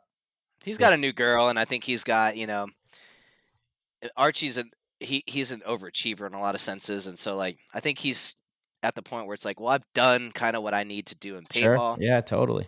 It's like, we've won a series championships, we've won World Cup, he's got an MVP. He's done kind of the what's to do in paintball. So I think he's just kind of searching for that next, Right. where else can I excel, right? Right. Personal challenge type thing. But I think that he'll realize that just because you want to go on the path to succeed in something else doesn't mean you have to leave behind something else you're also already successful at, right? For I mean, sure. there's time in life to do other things too. And paintball, quite honestly, doesn't take a whole ton of our time. It takes a lot, but when you think about it, you're practicing the 2 weekends before pretty hard, and then you're at a tournament. 3 times 4, that's 12 weeks out of a month that you're really dedicated to paintball, right? Well, that leaves 40 more weeks to do other stuff that you want to do if you choose to take those weeks off. Yeah, out of the year. Yeah. Right. Yeah. You got a lot of time to still do what you want to do. So I hope that he sees that he can juggle playing paintball, living his life, and doing whatever his new pursuit would be. I think he can make it work. And I think he will. The conflict there is like, of course you can make it work, but can I compete and give everything necessary to be who I know I can be? Right? Like that's got to be for me, I think once there's once the day comes that I need to sacrifice my training, or time preparing, then I don't know that I would want to keep playing. What if you were right? still as good? Because we just talked about how important experience. Right. For instance, I played decent at Cup, right? Mm-hmm. I'm not going to toot my horn, but I played good enough to make second place, right? On a team, I played a lot of points. So I was a contributing factor. I didn't play paintball for 6 months. Yeah. Yeah, look, if I'm playing just as good and I'm being really effective, then no, I'm not going to step away. So I don't know that I don't believe I would. I think you would. Well, thank you. That's high praise. I don't know that I there's believe a natural ability. Like, how many times have you seen, you just know, right? Like, you've seen players coming up and like sometimes you just find that one guy and you're like, he's got it. Yeah. He's not there, but he's got it. For sure. People just have it, right? And you just have it. Sure, maybe your snapshot's not going to be 99% effective. Maybe it's 94% effective. But that's my point. If your point. mind and situational awareness is good enough, think about it. You're a top-tier athlete that has played this game for so long and has such a wealth of knowledge, and we just talked about how possibly 70% of this game is your mental awareness, your field awareness, and your intelligence. Well, that doesn't come from drilling on the paintball field every weekend or lifting weights. You know that. So if you're sacrificing 1 to 2% of your 30% of your natural snap shooting and lane shooting and physical things that you've done for 20 years, if you sacrifice 3% of that, you're still 97% effective. You're telling me that you're not as good as more than half the people in the current pro league. I disagree with you. Yeah, you know what though, actually? So you kind of did just not prove my point, but made me definitely realize like, no. So even if it is a couple percent, like there was a real thought in my mind. We talked about this before the show, before Tyler even got on. And actually, this is the first time really any of the listeners have heard me say this, but there was actually a real thought that was marinating heavy in my mind after the Philly event. And it was, is this going to be my last year? Because my knee was in so much pain that I couldn't train the way I know I need to train to compete at a high level. And I knew that I wasn't playing. Like, you're right, it wasn't a big difference. I still think that I played pretty damn good in Philly, but there were a couple things that I didn't finish. There were a couple shots that I didn't make. There were a couple moves that I didn't make because of that little bit of a difference. And it wore on me enough to think, look, it really bothers me. I know I can be one of the absolute best. I could be at the top of the game if I'm able to train the way that the process that I understand, that I know, that I've grown up, following through with. If I can't do that, I don't think I have it in me to play, because it hurts so bad knowing that I could be this and I'm not, I'm that. And so I think it would maybe your this is good enough and a lot better than it will a lot be. of people's that. Yes, it will be. But for me, it's not, right? Like, and you're right. That's honestly, a personal thing. It is totally. I agree. Like I do think I could not play for 6 months, and I'm not, hopefully it's not too arrogant, but yeah, my game is still going to be better than maybe most, right? Yeah. Sure. So then why not continue to play?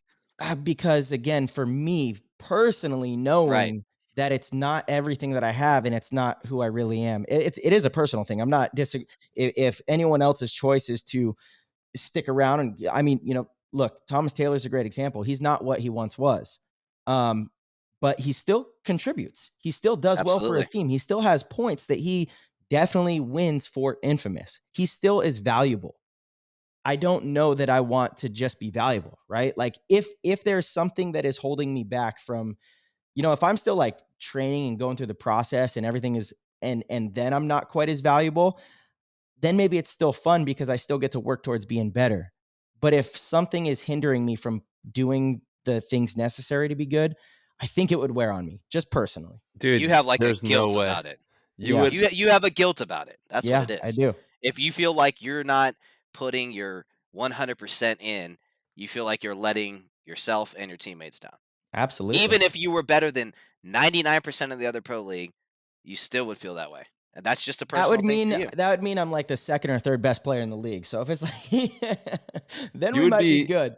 But Dude, you would be heartbroken. There's no way you would ever, even if you were lost a couple percent, you're still playing, bro. Like I think so too. Yeah, there's no way. It would be too much. I thought You about love it heavy, paintball dude. too much, dude. I mean, Yeah, how could you those- quit it? Like those Yeah. thoughts have never seeped in the way they did. It was But really. look, you had an injury. That is a complete. That's a different animal than pursuing some other passions, right? That's a physical limitation.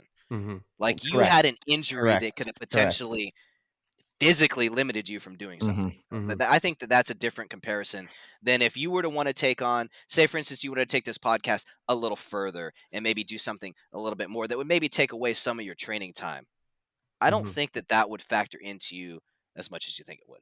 I really don't. And I don't think Maybe it would not. factor into your gameplay as much as you think it would. Maybe not.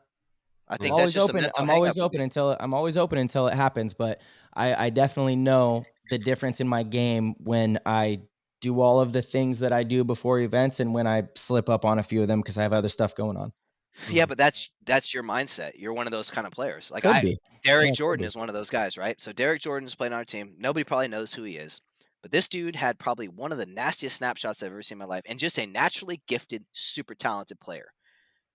But he is so dependent on his physical fitness that if he's a tiny bit out of shape, it derails him so much mentally that he can't play the game. It literally makes him a worse player, not because he just can't physically run as fast or be as fast, but He because doesn't have in the his confidence in mind, himself. he does not have the confidence. Yeah.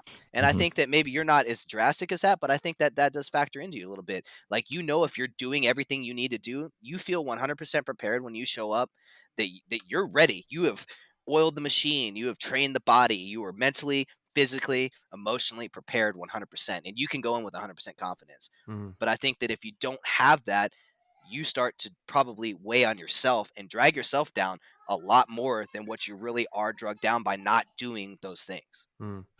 Complete opinion piece. Yeah, of course, and I agree somewhat with it, but again, we were talking about how important it is to go through different moves before the event, like, and how much time you spend thinking about if this, then that, and could you mentally do that? Could you sit at home and look at a field layout? 100%. That is the process. Sure. That is done at home. But if I can't do that because, again, I'm trying to build a business or I'm trying to pursue something else or I'm trying to learn fucking how to, I don't know, play basketball at a professional level, like, my time is going to be spent on that. And it is definitely going to compromise the time I spend thinking about the other thing. Well, I'd still pick you up at 10% less. Okay, There we go. Just remember that. Dude. Well, okay. That's an honor, man. I appreciate it. I'm Thank truly you. inspired too by the players in the league that maybe are a little long in the tooth and getting up there, but my God, dude, they still give everything they got to this damn game, and it's truly inspiring. Mhm. And I pray to God that I could someday be one of those guys out there, playing at that level. And You're already there, dude. What are you talking about? Yeah. You fishing for compliments right now? Give me a break, No, Tyler. Come on. at that, when I'm in my late 30s, you know what I'm saying? Like Yeah, when I'm you will be. yeah, You when will be. I'm an older gentleman, be. I can't wait, for those days. But it's impressive and it's inspiring to see, them doing that, and the players, they know who they are and they're giving it every freaking ounce they got, and it's inspiring, truly. Well, no matter how old you get, you don't lose your competitiveness. You know what I mean? For damn sure. You don't lose that. True, yeah. I'm like, You so don't what are we lose. gonna turn this into? It's golf. Do you play golf at all, Colt? I do. I love Oh, golf. yeah. I've Bro, played golf since- is yeah. so tight. Oh my yeah, God. dude. I've played all my life. My dad's a big golfer. I've been swinging a club as soon as I could. Nice. Who's I better, lettered you my or Archie? Probably now Archie because he plays a lot more than me. But I Okay. mean, I lettered my freshman year in high school. I played 4 years of varsity golf. I Oh, worked at a wow. golf course all through high school. Whoa. Yeah, dude. I mean, I've Whoa. played a lot of golf. Dang, But you've been now because of Underground golf. paintball, Yeah. you know, paintball takes the weekends, so I don't play golf. I Mhm. play golf maybe 2 times a year nowadays, and I'll shoot mid-80s. So I'm a decent golfer. Dude, you refilled on the drink. The ladies got you dialed. Dude, my girl is fire. Bro, that's She amazing. sneaks in, drops off the drink, you know? Yeah. That's so clutch. You haven't even noticed. Yeah. Love it. No. Dialed So in. Tyler, what's I your need to- what's your I thought, need to fill Tyler? mine up. Go In- fill yours up. Tyler, tell me all right. about what me and I'ma Marcelo fill were just talking about. How do you feel? Yeah, I think, dude, I think that as athletes and competitors, I know that when I'm done playing paintball, I'm still gonna do something competitive, whether it's going to the shooting range and doing competitive shooting, or doing golf, or I don't know what it's gonna be, but I'm going to be in some type of tournaments doing something Doing something. Yeah, I gotta be participating and being a part of a community. I need a tribe. Paintball is the most amazing tribe of people in the world, so just having that. So I think that it's And what a wild walk of life in paintball too. Like everything. Oh, yeah. Dude, I just ran across this dude, High Tone. Do you guys know this cat? Yeah, of bro, course. High Tone literally he's been on the show. Yeah, He literally dude. just messaged me. High He's Tone's a amazing. fucking man. So High Tone. I didn't know who this dude was. Nothing about him. I never even heard the name. Didn't know anything about him. Yeah. One of the dudes on Aftermath posted like, "Hey, I'm looking for sick tattoo artists, right? High level tattoo artists." So I messaged him. I was like, "Hey, this is my homeboy Angel that did my work." I was like, "His dude's legit, could do whatever." Well, I saw somebody else posted High Tone and said something about paintball. And I was like, "Okay." So I click on this dude's profile, and I'm like, "This dude's got like over 100,000 followers. Like, what's up with this guy?" And I go and look, and he's a tattoo artist. He's a music artist. He owns like freaking clothing line. I'm like, who is this guy? Yeah. And I was like, whatever. I was kind of intrigued by him, right? So I just hit him a follow, right? I didn't say nothing to the dude or whatever. I just hit follow. And then like 2 days later, the dude follows me on Instagram and starts liking a bunch of my shit. And I'm like, I gotta know about this dude. So I shot the dude a quick message. I was like, he's got 100,000 followers. He's probably ain't gonna read this, but I would say, hey, just what up, dude? I just saw you were a baller. My homeboy was talking about you being a tattoo artist and whatever. And so we had a little conversation. He introduced me to some of his music. Dude, his music's actually really good. It's really good. It's really I from was the like, heart, man. this dude is straight up cool as shit. Legit music, dope. So I'm gonna try and get out to California and get some ink done by this cat. Oh, what? There we go. Yeah. Nice. I want to get a piece done by him. I was actually just hanging out with High Tone in Orlando. So that's what he said. He said we watched all your matches of paint. I was like, you were there? Yeah, I was mind blown. And then he's like, I'm gonna send you, because I like micheladas, and he owns like a michelada. He's like, I'm gonna send you a case of these. I said, well, just send me the website and I'll order a case. No, I'll just send you one. Like, dude, I did not hit you up like wanting charity. Like, I don't do that. He's a good dude. That. I hate it. Like, I will pay, if you guys sell something, I'm gonna pay you full price for whatever you're selling. You're my boys. If I can go pay Jeff Bezos, penis rocket flying guy to the moon, full price on something, I damn sure can pay my homeboys full price on something. You know what I mean? Like, that's just the kind of dude I am. And it really irks me if someone asks for a discount on some shit. I'm like, you're out there buying retail shit at Walmart, feeding the corporate giant, but you can't pay your dude. You want a discount on your mechanic because he's your boy? Nah, fuck that. The friends pay double. Support your friends. That's the way it goes. So please, if your friends own businesses, do business with them. Don't ask for discounts. Buy their shit. That took me a long time to actually understand, and not out of like a way of being selfish, but I honestly was like, hey, we could work something out. You hook me up with this, I will like promote it and draw it. But no, now I'm like, I pretty much insist, like, please let me buy, what it is that you have. Because, and I think, I learned that through having our own business and my own stuff, I'm like, I appreciate it so much when my friends want to support in that fashion. Absolutely. Right. And I hate when people that I know hit me up for jerseys, dude. I'm just like, I'm so gutted by that. I'm like, just please don't ask me. And so I just resort to like trading. So if one of my friends asks me for a jersey and they play ball, I'm like, look, trade me your jersey, dude. Because I don't want to like, I don't know. I don't want to put a price on it for one and like. Do you keep them or do you sell them? You keep the jerseys I trade? Yeah. Oh, I keep every jersey I've ever traded to anybody. Yeah, I have every jersey that I've ever traded another player. I lost a bunch of my memorabilia when our house burnt down like 6-7 years ago. So that sucks. I had a bunch of old school. I had like an Oliver Lang. I had a purple Yosh Rao jersey. I had some cool shit that I lost. Damn, that's tragic. Yeah, it sucked. But now I keep. If I trade jerseys with somebody, I keep it, even if it's just a local paintball player. That was a crazy time, dude. I remember when that happened. It was sucked. It was that was insane. Oh my gosh, real bad. Yeah, I'm sorry you had to go through that, man. Jeez. Yeah, it's just stuff, right? You know, material shit. Yeah, I've been broke and I've had money. Stuff has meaning, though.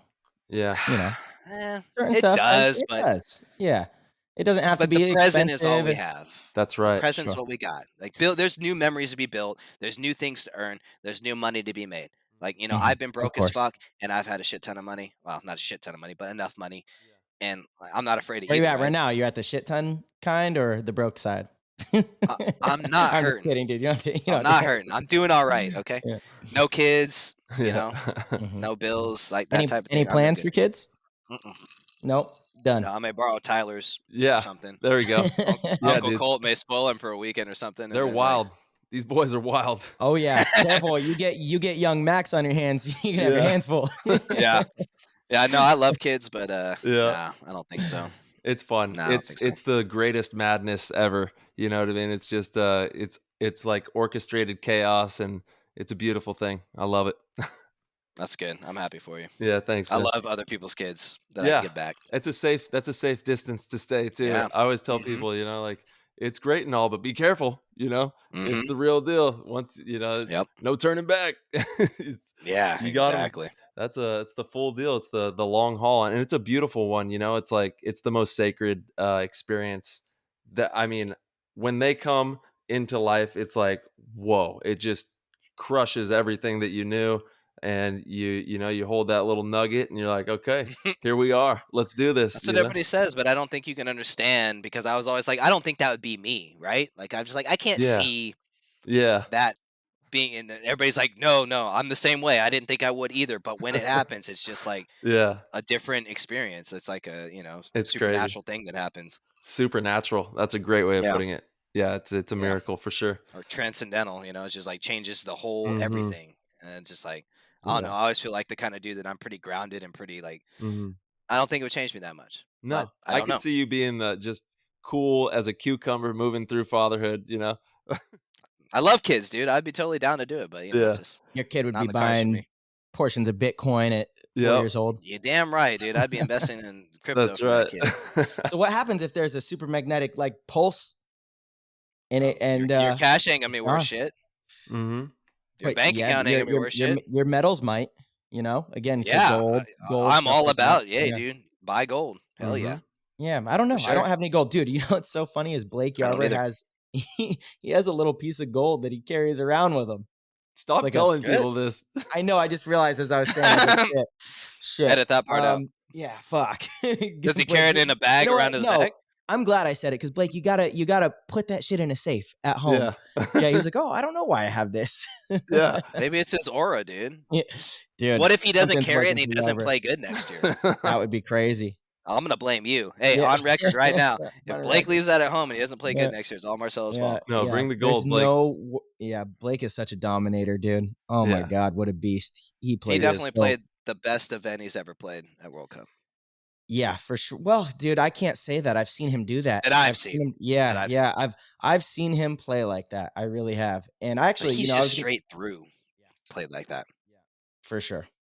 I mean, I think he's been underrated for a really long time. He's definitely getting the notoriety now, but I feel like even amongst other pros, which is usually more spot on, like your peers usually have a better, I've talked to other high profile players that don't put Blake in that conversation. I mean, you're fucking crazy. Blake, to me, is one of the most elite players there is.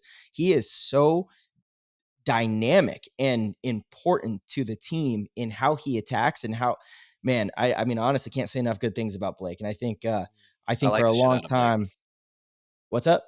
I said, I like the shit out of Blake. Yeah, dude. I mean, off the field too, you know, he's like the best teammate. Like he's one of the best. Even if he sucked, I wouldn't tell you, because he's just such a good dude. I really like him. Yeah. Yeah, 100%. But he is good. He's playing great. No doubt. How about B Short? How come nobody's talking about B Short? Mr. No name on his jersey. Nobody knows who he is. Old man out there waddling around, just stunting. How funny is that? Shout out to Be That's Short. the Dynasty magic right there, dude. Dude, Are Be you Short, kidding? baby. We're like, oh, well, hey, we have like 7 guys, you He's know? in the best shape And he's starting and playing every point. I'm like, he's in the best shape of his life right now. Actually, he's been working so hard, like for sure. yeah, off. He's running marathons and all sorts of shit. Yeah. I like old Be Short. It I was good know. to see him out there too. It was. It's funny too because before the event started, I said, "Hey, dude, we need to make finals, and then just you and me play one-on-ones, and that's like the tournament because we're the 2 old guys that haven't played in a while." And he's like, "Yeah," and then of course we made finals. That was cool. There we go, dude. That would have been epic to see you guys duke it out in some one-on-ones. I'd have been down. Damn, hell yeah. Shorty, I would have had to play one-on-ones on this tournament too. Coach already told me. He said I was the one-on-one man because I won like 3 one-on-ones in our practices, and he's like, "You better be ready because if we get into one-on-ones, you're going in." I was like, "Hey, dude, I'm always ready, baby." Yeah, Let's send go. it. Although I do think that being tall in these one-on-one scenarios is an advantage. Of course it is. You have a whole nother part of your bunker to work with. Of course it is. And that's why I was a little bit like I'm totally down to do it, but I'm like, dude, just that brick. I can't see over the brick. There's just things like I hate not being able to see over the brick. So in a one-on-one like that, short Yeah, field, dude. you lose them. You lose them quick. You That's lose almost 'em. a bunker you can't go to. No. Yeah, 100%. I would never go to that. Yeah. No. I'd be like, oh, I'm just gonna get stuck in the side or something here because I'm not gonna see this cat. You've seen the new bunkers they're rolling out for next season, No. right? No? So Uh-uh. there's like a brick and then like a mini wedge. So it's like a mini a big brick? No, it's a mini like a mini Like the old legs that So used to be it's on a the little snake? yes, exactly. It's a little larger than the tall cakes. They removed all 4 tall cakes and they added 6 bunkers. 4 mini bricks that again are a little bigger than the tall cakes and 2 mini wedges. What's a mini wedge? Like a wedge, but mini. Like a triangle? No, it's just like the wedges that we have right now. That with center one that the slant. snake guys went to at Cup. With the weird angle on it? Yeah. So minis. What's a wedge? What do you call those? I don't know. I don't call it anything. Alamo, Obama. Yeah. whatever. That is your Alamo, yeah. Yeah. So they have that, and then like the mini brick is kind of interesting too. It's a little bit taller than the cake is, and it's a little bit of a bigger bunker than the small cake. Yeah. So no more bounce shots off the small cakes, huh? No more bounce shots. That's the first thing I thought of is cake. the tall cakes were the created the best bounce shots. The right? best bounce shots. Oh yeah. Yeah. And they're always in those slot bunkers. So if you got into a 50 in the guy's opposite corner, you're like, oh, boop, boop, boop, Yeah. right off that thing. He's dead. Yeah. Yeah, it's weird. You know, I feel like everybody was talking about less bunkers and then they put more bunkers. I don't know. I felt like the I'm cup a little field was upset about so that one. cluttered. I was like, I can't see shit. There's bunkers everywhere. That's been all. And then the you still field, only though. play 5 bunkers. It's like, you know, you play the back 5 and then 2 on the 50s. And like everything else is just shit, blocking lanes or something. I don't know. Yeah, that's what they're doing, blocking Let me lanes. sprinkle a few lane blockers in here and a few bounce shot makers. Yeah, that's fun. Yeah, and put us back at 15 and wide open lanes back in the old NXL days. Let's go. No. It wouldn't be fun like that, though. I mean, No. you'd be playing like 2-on-2 on the break. Like a 10% chance of making a corner. For sure. I think the fields have been really fun. They really have. Well, of I course would you did. like there to be a. Oh, weird. You win 2 tournaments and the fields are great. Yeah, amazing. Reffing's probably awesome too, huh? What's so funny is when the reffing's everything's fantastic. Actually, everything's nothing great right now. I hope nothing changes. I hate it. Everything's bad right now. It's funny is before It's second rate. When this layout, when the World Cup layout dropped, I went out there, spent a day on it, and in the group I was like, "This is my favorite field layout that I've ever played." I was in love with it from the. And you hadn't even played it. Well, I spent a day on it, right, doing drills and things like that. Oh, But I okay. could just tell. I was like, "Yep, I love this field. This is the field. This is our field. This is the perfect Dorito side. I love the traditional Dorito side where you get to like Me too. actually gunfight, see your opponents. You know, there's not a bunch of shit blocking it out, and you could just close your eyes and run to the 50. It takes skill and good timing and good gunfight skills. And I loved it from the get-go. So, but honestly, I felt that way about a lot of the fields in the last couple of years. I do like what they've done. I like the bigger bunkers. The one thing that we've talked about on the show before they added, the 6 new bunkers and took out the tall cakes is I feel like they should remove 2 of the 4 big module bunkers each event, like a little less cluttered. And we had this conversation with Trozen, and Tom even. And so I don't know. I'm a little discouraged that we weren't even, again, this is where a pro players union would come in handy. We weren't even consulted on if we think the game would be better adding these bunkers, right? Because You can't sell a new expansion kit if you don't have bunkers, Marcelo. I know. What the hell's wrong with you? I see that. So my initial reaction was like so frustrated with it because, again, almost everyone that we've had on and almost everyone that I've talked to thinks that it would be more fun playing with a few less bunkers. And instead they add bunkers. And of course, it's so easy to bring the mind to, well, it's, money grab. So of course I was frustrated, but I got to be completely honest. The more that I looked at those bunkers, they look like they're going to be fun. I'm really glad they're going to be part of the field. I just hope they don't use all 50 of the bunkers every event. That's what I was going to say. You don't have to use the full kit, right? Yeah, and Jason doesn't always, right? He does a really good job. And so, look, a little upgrade, some new bunkers. I actually think it's going to be kind of fun. It's not an incredibly taxing expense on the fields. You don't have to get a whole new field. We're not redoing everything. It's just an upgrade kit. So I walked myself back from being upset. I was just more discouraged that we weren't consulted on it, right? I feel like that's a pretty major thing, changing the gameplay. And I thought that we had a closer relationship with some of the guys, and maybe would have been, at least hey, what do you guys think? You don't have to listen to us, but at least what do you think? I mean, do you know that maybe that wasn't done, just maybe not to you? No, I don't know that, and it may have been done. I would be discouraged with that as well because of the dialogue that I've had with Tom and Jason and the relationship we have, right? I agree. I'm pissed off for you, dude. 100% should be. Oh, and side note, field owners, if you need an expansion kit, call Marcelo because it's not that much. He'll help you out, get you a little expansion kit for your field. I got you. I will say that I am kind of glad that that cake is gone, because to me, like you were talking about, the crazy bounce shots off of it are insane. You won a lot of 2-on-1s out of that thing. And I'm excited. I'm excited to see this new bunker that they have, because I don't know that a lot of the players are going to be able to shoot over the top of it like I'm going to be able to. Real nice. Yeah, thanks. So that makes sense. They made it for you, and gosh, that's why you weren't consulted. Randy got him on the line. He said, "We're getting a bunker for Tyler to play all over the field." Damn it! So he can win 3-on-1s instead of just 2-on-1s consistently now.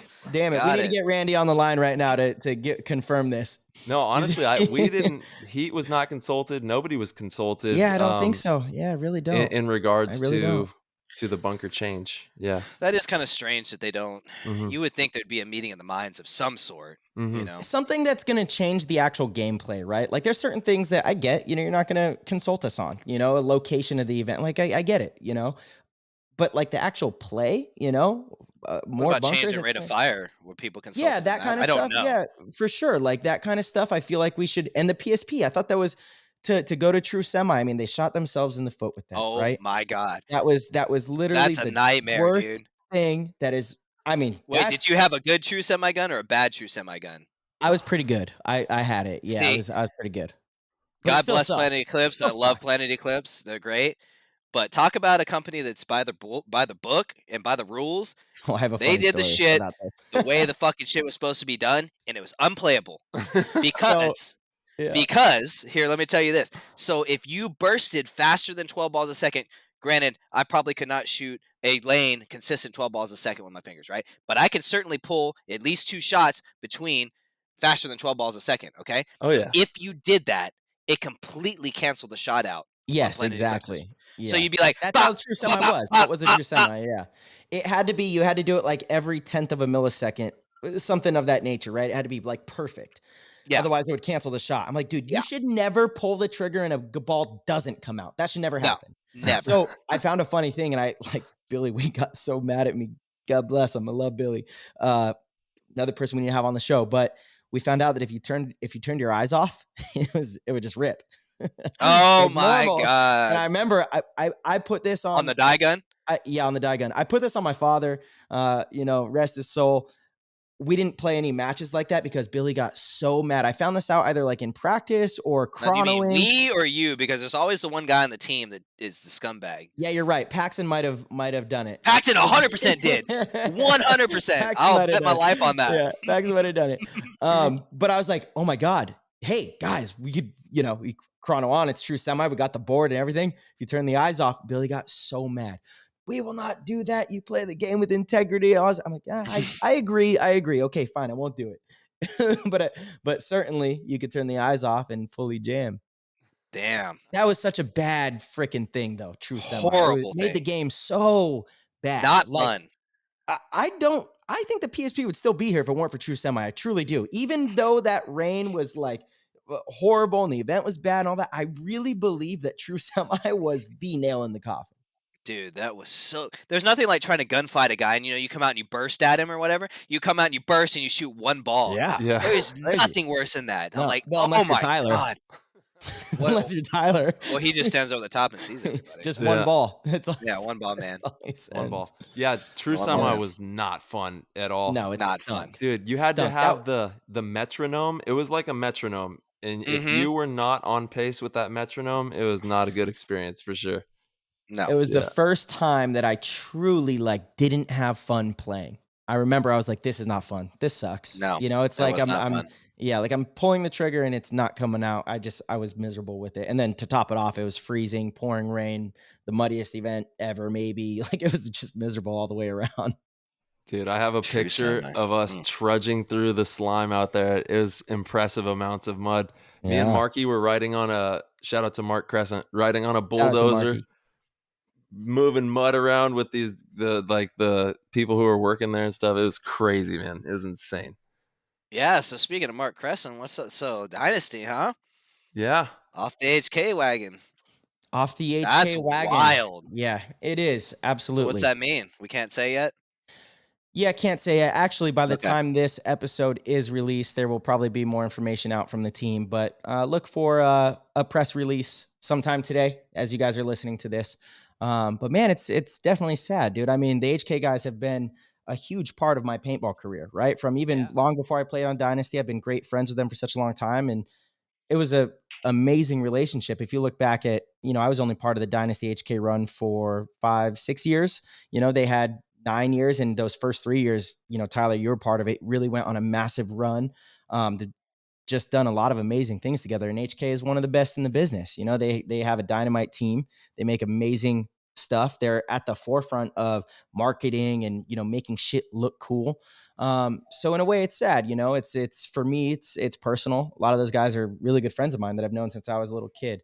But the team, has an opportunity to go in a different direction, and it's a really positive thing as well. There's a lot of really cool stuff on the horizon that the team's going to be working on and integrating with. So, look, as HK said, all good things do come to an end, and change is good. It could, be refreshing, and we'll see. I'm excited, but yeah, you guys will see all here pretty soon. Again, this episode will probably actually be released. Well, it will be released before the actual press release comes out, but I think everyone's going to be kind of excited about it as well. I do also think that Ryan kind of gave it away on a show with an allegedly, which is what he does. But me just, trying to fall in line and respect the elders on the team. Because I already know the answer to this question. Yeah, of course you do. I mean, I think a lot of people do, but I'll just yeah. So basically that leaves just you guys, Tyler. So it's time to go in and gobble up that Dynasty piece of that HK sponsorship, huh? I don't know. I think that you can expect to see Tyler Harmon hoppers, tanks, bags, guns, shirts, everything rolling out in 2022 for sure. Can I get a personal sponsorship? Absolutely. Oh yeah, absolutely. Anything you need, brother. Of course. I appreciate that. That's huge news in the paintball world right now, and like Marcella said, when this airs today, you will be, I'm sure, getting another update on exactly what's going on. Marcella, is that the golden barrel on top of your Christmas tree back there? What is that? Is that what that is back there? It is the golden barrel on top of the Christmas tree. So just because that's pretty egocentric, we had a goat meeting last night. It's one of the, in the Discord once a month, Tyler and I host a private stream where we don't get any weird ideas. It's not like that. We host a private stream where we interact and, we just sit there and hang out and answer questions and go over, topics and things of that nature. Mm-hmm. And the goats actually recommended, they're like, why don't you have the barrel on top of the tree? Cause I was showing off my decorated Christmas tree. Yeah. And, had the barrel on my desk. I was like, all right, sweet. It was a heated topic last night in the goat in the, can you second this or is he just being No, this is true. Egotistical right now. No, this is true. He was showing off the tree. Someone gave the tree a B rating, and this is Mr. Christmas right here. He was not playing games with these That's people. fucking bullshit. Yeah. This tree is so beautiful. It is. I mean, dude, the he was side fake is tree shaming me when we were talking before the thing. I told him I had a fake tree, and he shamed me. Yeah, he was letting I mean, people know. Dude, I just expect night. more out of you, man. Like, you know, you're elite, and then you go and pull some fucking D5 shit. I'm a man of the environment, okay? I don't like to cut down innocent living beings. I don't believe that the plastic is any better. The plastic synthetic tree you have is no better. You better replant that. Actually, I want to see a picture of that replanted. Hey, listen, there's a very eco-friendly discussion about Christmas trees. When you grow trees, it brings more oxygen into the air. It's a vital thing for the environment. You can then go and like have a nice campfire afterwards. I mean, I believe it's very eco. These are trees that weren't going to be there without Christmas tree shopping. Like they're built and designed for this. You know, people grow trees for Christmas, which helps us. It's good. It's good for the environment. So not only am I eco-friendly, I'm also fucking Santa Claus. Dude, he is Santa Claus. Fun fact, my middle name is Nicholas. Why do you think that is? I'm old Saint Nick. Also, fun fact, when I joined in, he accused me of listening to Christmas music when it's playing on his phone through his audio. There were Christmas songs. I was like, wait, what's going on? I earned major street credit for a second, and then he realized it wasn't me, and then I lost that street credit immediately. I was really excited that you were jamming Christmas music, dude. Yeah. Let me just tell you guys let me tell you about Marcelo. This guy's riding around in his Tesla with reindeer pulling his car. You have a Tesla? Yeah. Oh, I do. He's riding around in his Tesla with reindeer. He's got reindeer pulling him around, dude. He is Santa Claus.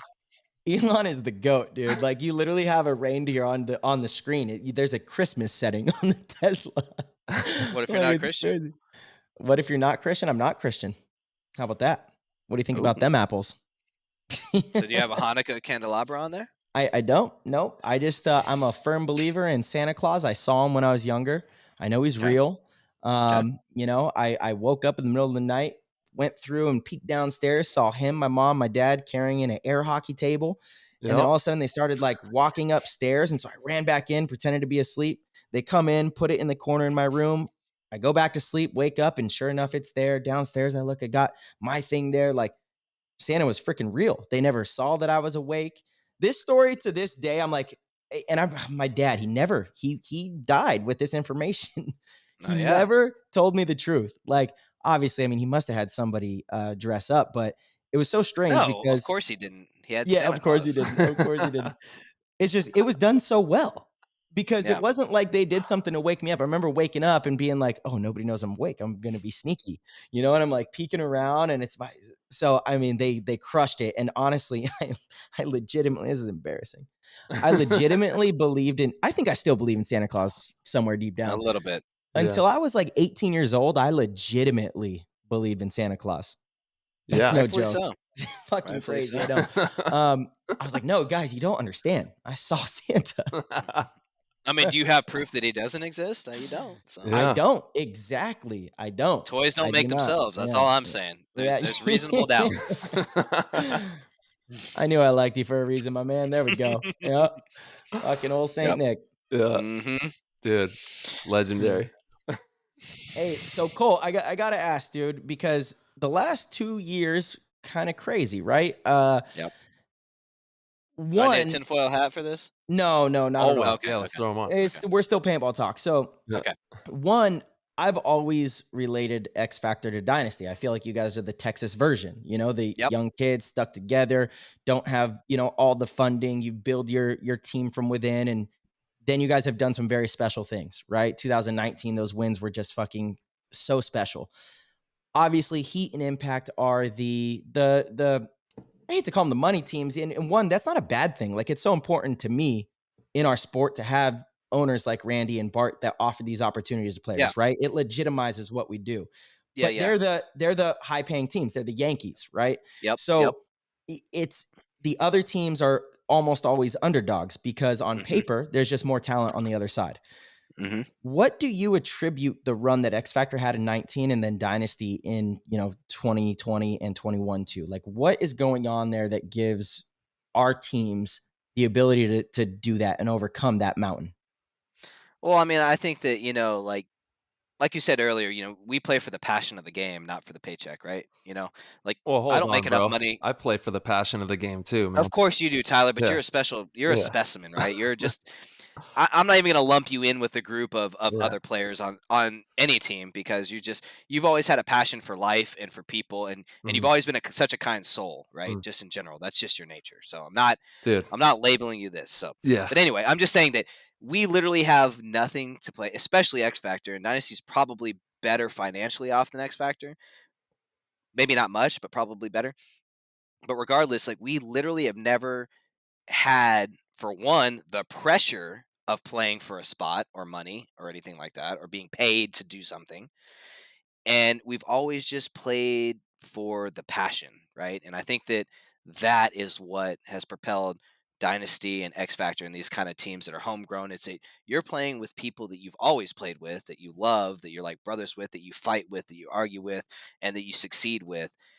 And it's not for any kind of monetary gain at all, and there's no monetary pressure on you, right? I would have to put honestly, I'd have to put Heat in that argument as well because they didn't change their roster for 5 years before picking me up. I was the first addition to the team in like I think 5 seasons. Totally. Like there's a lot of chemistry there. There's a lot of motivation. There's a Yeah. lot of different things there. Yeah.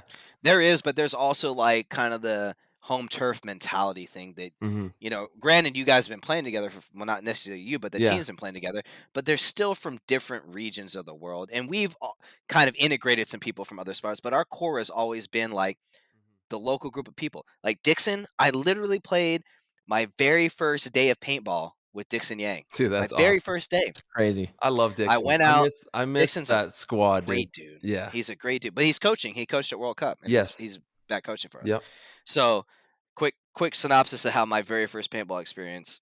So I have always wanted to play paintball just because I love like guns and shooting and sports and all these things, and I just was intrigued by it. So a bunch of my high school friends, right out of high school, were like, "Oh, let's all go get gear and go play paintball." Right. So I'm chomping at the bit, run out to the local store, buy all my stuff. And I'm sitting for months and none of these other dudes buy nothing. So I have like, $300 worth of shit. I got, which is a lot of money at the time. I was Spider Yeah. 2000, the There we 16-inch arms go. and self rifled barrel, baby. Let's go, and all the gear. And finally I went back to the store that I bought it at and I was like, "Hey dude, like where do you guys play paintball? Because all my friends were supposed to play and they never played." He's like, "Well, we played this place called Lone Star Paintball, which was a field, maybe 30 minutes from my house." He's like, "We're open Saturdays and Sundays." I was like, "I'm cool." So I grab all my shit and I go out there Sunday morning and I'm there at like 8 o'clock in the morning. I show up and the funny thing, there's like 5 Asian dudes there, and there's not a ton of Asians in San Antonio. It's like mostly Hispanic and then some white and then, a little bit of African American and then a little bit of Asian. And there's like 5 Asian dudes here. So I'm like, dude, this is like Asian dominated sport. Like I'm the minority here. I'm like the white dude. Little did I know they're like the only 5 Asian players in all of Texas. But regardless, I show up out there, right? And I was like, "Hey, I'm here to play." And I saw the dude from the store, and he's like, "Oh man, sorry, dude. We only have team practice up until noon on Sundays." He's like, "But you can play with us if you want." And I had literally never touched a paintball gun, and I'm like, "Yeah, sure, I'll jump in." So my very first paintball experience was playing tournament paintball against a local like team, and Dixon was on that team. Oh wow. Whoa. And then I played a tournament my second weekend. It was a 3-man win your way to Mardi Gras, and if you won the tournament, you got your entry fee and paid to play the Mardi Gras event back then. And we got second with a throw together team, like my second weekend of paintball. Wow. So and then like Dixon was on the local team, so like that was my very first like really good team. So I played a couple rookie tournaments, and then I got on his team. So like I guess so. What I'm trying to get at is it's the home turf mentality. Like Mhm. all the Dynasty guys, like SoCal, California boys, Mhm. grew up together, know each other, live in the same turf. And Mhm. same thing with like the Texas boys. Like, we're the Texas boys. So you have a little bit of hometown pride and friendship pride and Mhm. family pride. I think that that's what gives a little bit of edge to those kind of teams. Interesting. Yeah, and in your story of when you first started playing paintball, so it just took off from there. You just never put down the gun, Yep. essentially. Never put down the gun. I literally played that tournament that weekend. We formed a team. And we didn't have a team name, so they marked us down as TBA, to be announced. We thought it was funny, so we kept the name TBA. Then there was a 3-man series all around all the paintball fields in San Antonio. So we played all those 3-mans. We won the series as that team. And then I went to play for Fuel, which was that team at the time. We played amateur, which was the highest level in Texas at the time. We played all the local events. Then we made a 10-man team and played nationally. But yeah, I mean, I played tournament paintball from the day I started and just went. That's crazy. Real quick, I want to just kind of tie it back in because I did ask the question, but I think for me, my perspective of it, to sum it up, is it reminded the world how important team chemistry is. And not that Heat and Impact don't have it, because they do. Again, like you said, I mean, Heat's been around, for a long time. 5 years, haven't changed the roster. But the core of Dynasty, longer. The core of X Factor, longer, right? Right. And I think it was a weird year where it was special in the weird couple years that those teams were being rewarded again, where, in the early 2000s, when Dynasty first went on their run, when the Ironmen in 07, 08 went on their run, it was about heart and chemistry. And don't take that as, so I don't subscribe to the idea that if you're paid to play, you don't have as much heart. I don't see that at all. Yeah. I truly don't. One, it's not enough money. It's not like these players are complacent, it's so I don't subscribe to that at all. But in those early days, that was what was highlighted. You have the iconic Serial Killers film where Alex Frazier has the heart painting, and it's it was all about heart and a brotherhood. That's what was winning tournaments. And then definitely somewhere along the line, I mean, Heat before Impact, Heat in 2012 started acquiring these other players. They got some of the Russian guys, they bring in, the different, and they go on a big run. And it's oh, okay, maybe you can just cultivate, if you bring in a certain level of talent, they're going to figure it out. They don't need to have this unspoken chemistry. They're just going to know how to play the game together. And then Excessive did that before too. They did the same thing. You're right. Exactly. 100%. It did take them a year. It took them longer, right? But they did the same kind of thing. In 2012 went on a run. Yeah. Right. But you're right. Yes, you're right. And those are even earlier days. You're right. And then Impact, 16, 17, go on a massive run, even end of 15. And so it's oh, shit. Okay. Damn, that can happen too. And I think 2019, you guys were the first to do it. And then Dynasty following through. It was just a reminder that chemistry and brotherhood and that kind of cohesion is incredibly important. And the only reason I wanted to circle back to this and highlight it is because for the divisional teams, right, to understand, again, I work with a lot of different divisional teams, and the one that I am working with the most, New York Wrecking Crew, those are my guys. We did a complete overhaul and brought in a bunch of new players, and the talent's there. Definitely could have won Division III World Cup. Team did not. My biggest message to them was, guys, give this group time. Stay together, fight through this, figure each other out, and it's going to come together, period. And so for divisional teams, I think that's a cool story is I got this group together to play their first time together. It was a regional event. And again, I've told this story on the show already, so sorry for the listeners, but Colt hasn't heard it. OPS, Matt's Outback. It's a beautiful field in the Northeast. And I had put this group together because we had players leave. And I was look, we're going to bring in some players from Ohio that have come through the combine. I've got some players in Jersey. We're going to make this roster and really build out a dynamite team moving forward of players that I believe in and have worked with. So the tournament was a single day tournament on Sunday. Everyone flies in Friday night. We go practice Saturday, everyone's meeting each other for the first time, right? We're about to go play against teams that have been winning D3 tournaments together and been together for a couple seasons. We go through a great training day, put them through a bunch of stuff. And that night we go back to the hotel, and my style is we usually have a really in-depth team meeting. We talk about the layout. We talk about all the if this, then that. We talk about everything that could possibly go this way or that way. We really focus up. This meeting, I decided, you know what? We're not talking about any of that.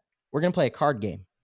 We played a really fun card game that gets everybody it's called Killer. I don't know if you've ever heard of it. But I did hear the story because this was on Archie's podcast. Shoot. Okay, it was. Yeah. So everyone was just building the camaraderie. 100% building the camaraderie, building that chemistry. And you saw people really open up because the game makes you you really open up in your personality with one another, right? Right. And the next day, I mean, dude, we went out and it was no matter what, we were down points, we were down in matches, we were down. And the team like really stepped up, came together. Everybody contributed. There were so many highlights. And it just, again, it reminded me of like, you know what? This game's still chemistry, teamwork, brotherhood, belief in each other is still such a crucial part of it. Such a crucial part.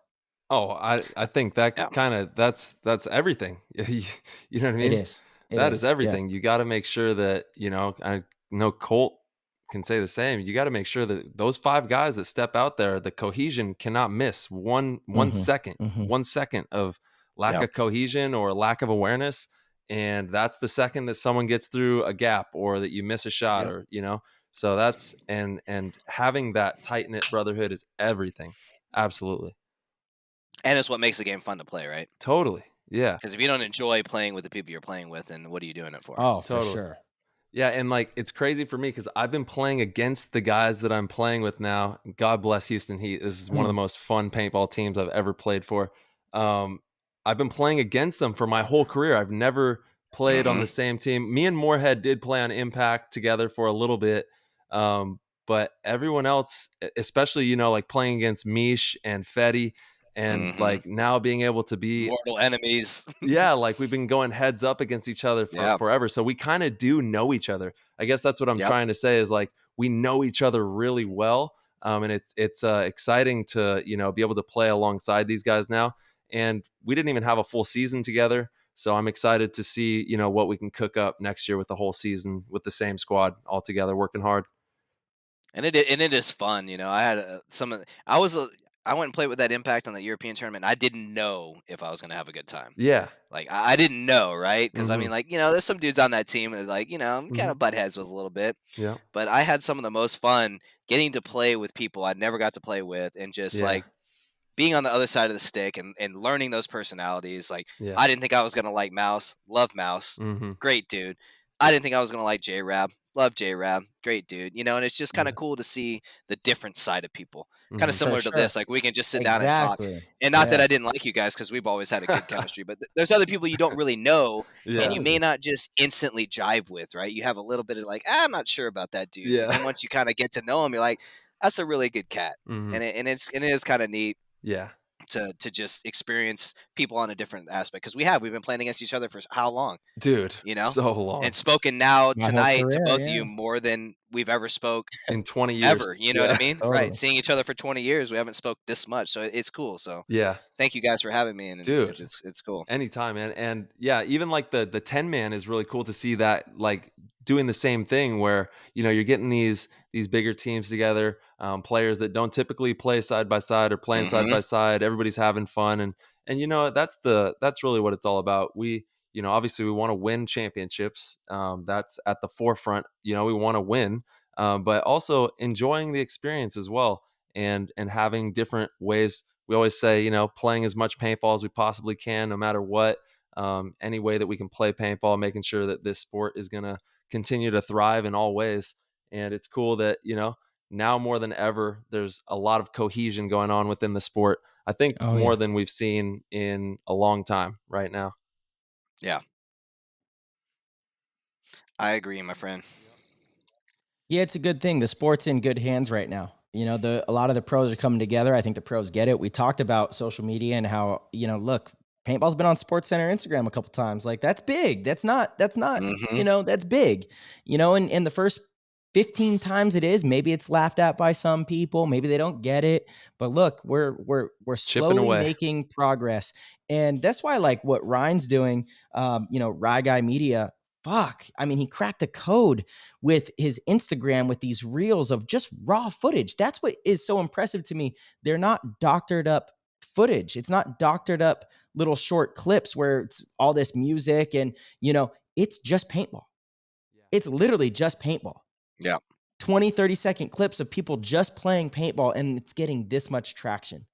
So I think like the more people that can start to do that, and oh my goodness, it's, it can really, really get noticed, and I think the pros understand that. I think all the pros right now are really doing a good job of doing that, and also holding the integrity of the game, treating it like a sport. You don't see pros, slamming beers right before a finals match anymore, like that used to be a legitimate thing, pros are in shape. Pros are, they train, they work out, they try to eat well. They live a different lifestyle. They try to live more of a professional athlete's lifestyle.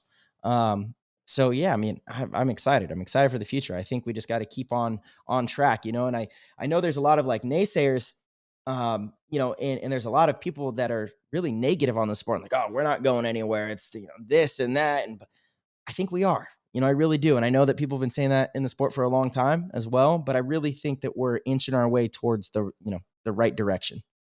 We got to figure out how to translate the game on film to the layman. That's the key.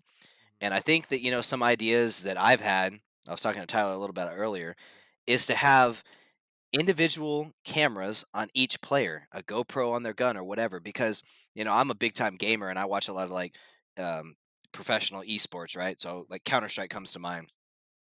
And if I want to watch a live stream of a Counter-Strike event, I can click my mouse and watch Marcelo's point of view and see what Marcelo's doing. And then I can click my mouse and see what's Tyler doing. And I can watch the footage of what they're seeing at any given time.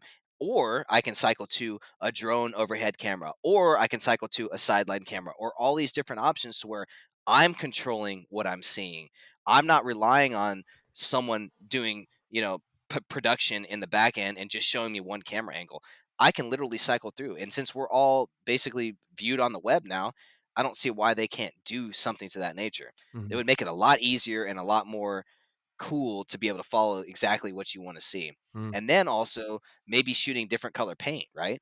So, Tyler's shooting yellow paint. So, if yellow paint breaks on a player, you got the kill. That's a way to get better statistics and legitimize player statistics in the sport, which has been just a plague since inception, really. That'd be so hard to do for paint manufacturers, though. It would be dope, but hard. I mean, it may be, but shit, this is the things that we need, and I agree. nothing's easy. But if you see a guy get shot 40 times by all yellow paint, right? How do you know who shot him? No, so for if sure. if you can't legitimately put a statistic on a player, then you can't have a legitimate fantasy. So that completely cuts out the whole thing. Like they've tried to do the fantasy thing, but it's not realistic, right? Like if we wanted to be in the sports books in Vegas, right.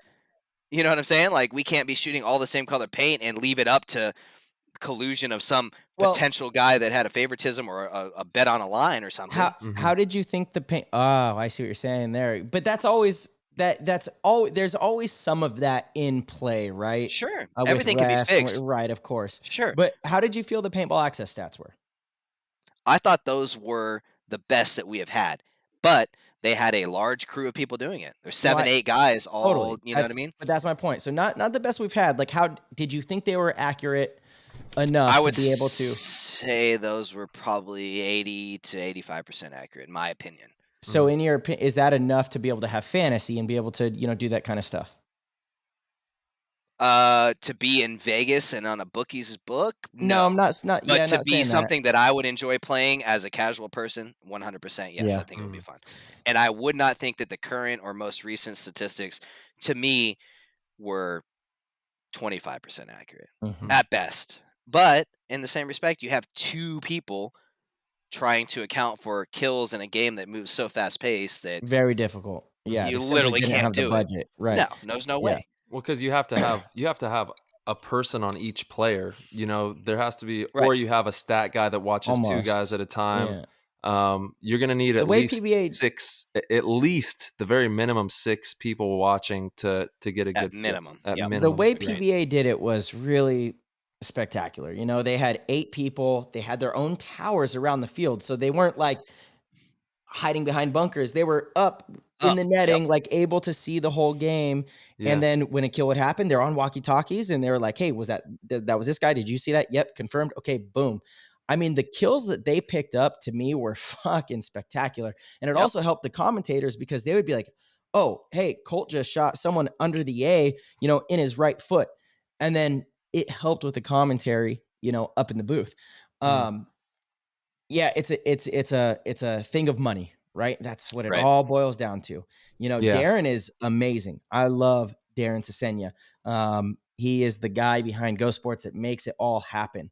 I know that if he had the funding, he would be able to implement a lot more things, right? And Cena, same thing. Dude, Cena, I personally had a very good relationship with Cena. I'm really sad that he's not involved anymore, because I know if he had more funding, he got it. He understood. Like, he knew the stats weren't 100%. He wasn't oblivious to it. He didn't think that his product was the best, but it was what he had to work with, you know? And now, unfortunately, he's not around. And look, we don't have anything to work with. We have no stats right now. That stinks. That's not good. That's not good for the sport. That's a major step backwards to not have stats. Stats are the story. Stats are so crucial to make people give a fuck about what you do. I'm not going to watch basketball if I'm literally watching them run back and forth on a court that doesn't change and they're just getting buckets and I have no fucking clue who's doing what. That's not exciting. Like, I want to keep up. Like, oh my God, is Steph going to have his 5th 40-point game in a row? That's what I care about. Is Tyler going to shoot 20 people in this match again? Is Colt going to go off again like this? You know, stats like that, like Tyler Harmon, 72% wins these situations when it's a 1-on-2, you know, but he's with his left hand right now and he's 40% better with whatever it is. Stats tell the story. They tell the story. And at the most basic level, we need a kill count. So to not have that, I dearly miss Cena, and the sport, in my opinion, misses Cena. And look, you know, there was a lot of imperfections in a lot of the stuff that has been done, but fuck, like, we've taken a huge step back. Someone has to fill that void. Right. Mm-hmm. And so I'm looking to, I know Tom had like kind of thought about, is it worth, you know, bringing stats in and paying that extra? Fuck. I mean, it is, dude. Like, we need it so badly. We need it so badly. Is there not a way to get some sort of outside organization to come in and do the stats? I don't see why there wouldn't be, but it would cost money. Like a group of people that enjoyed the sport and wanted to see the sport grow. Yeah. Is there a way for them to monetize, maybe not necessarily be paid by the league or by the entry fees or whatever? Is there a way for them to monetize? Yes.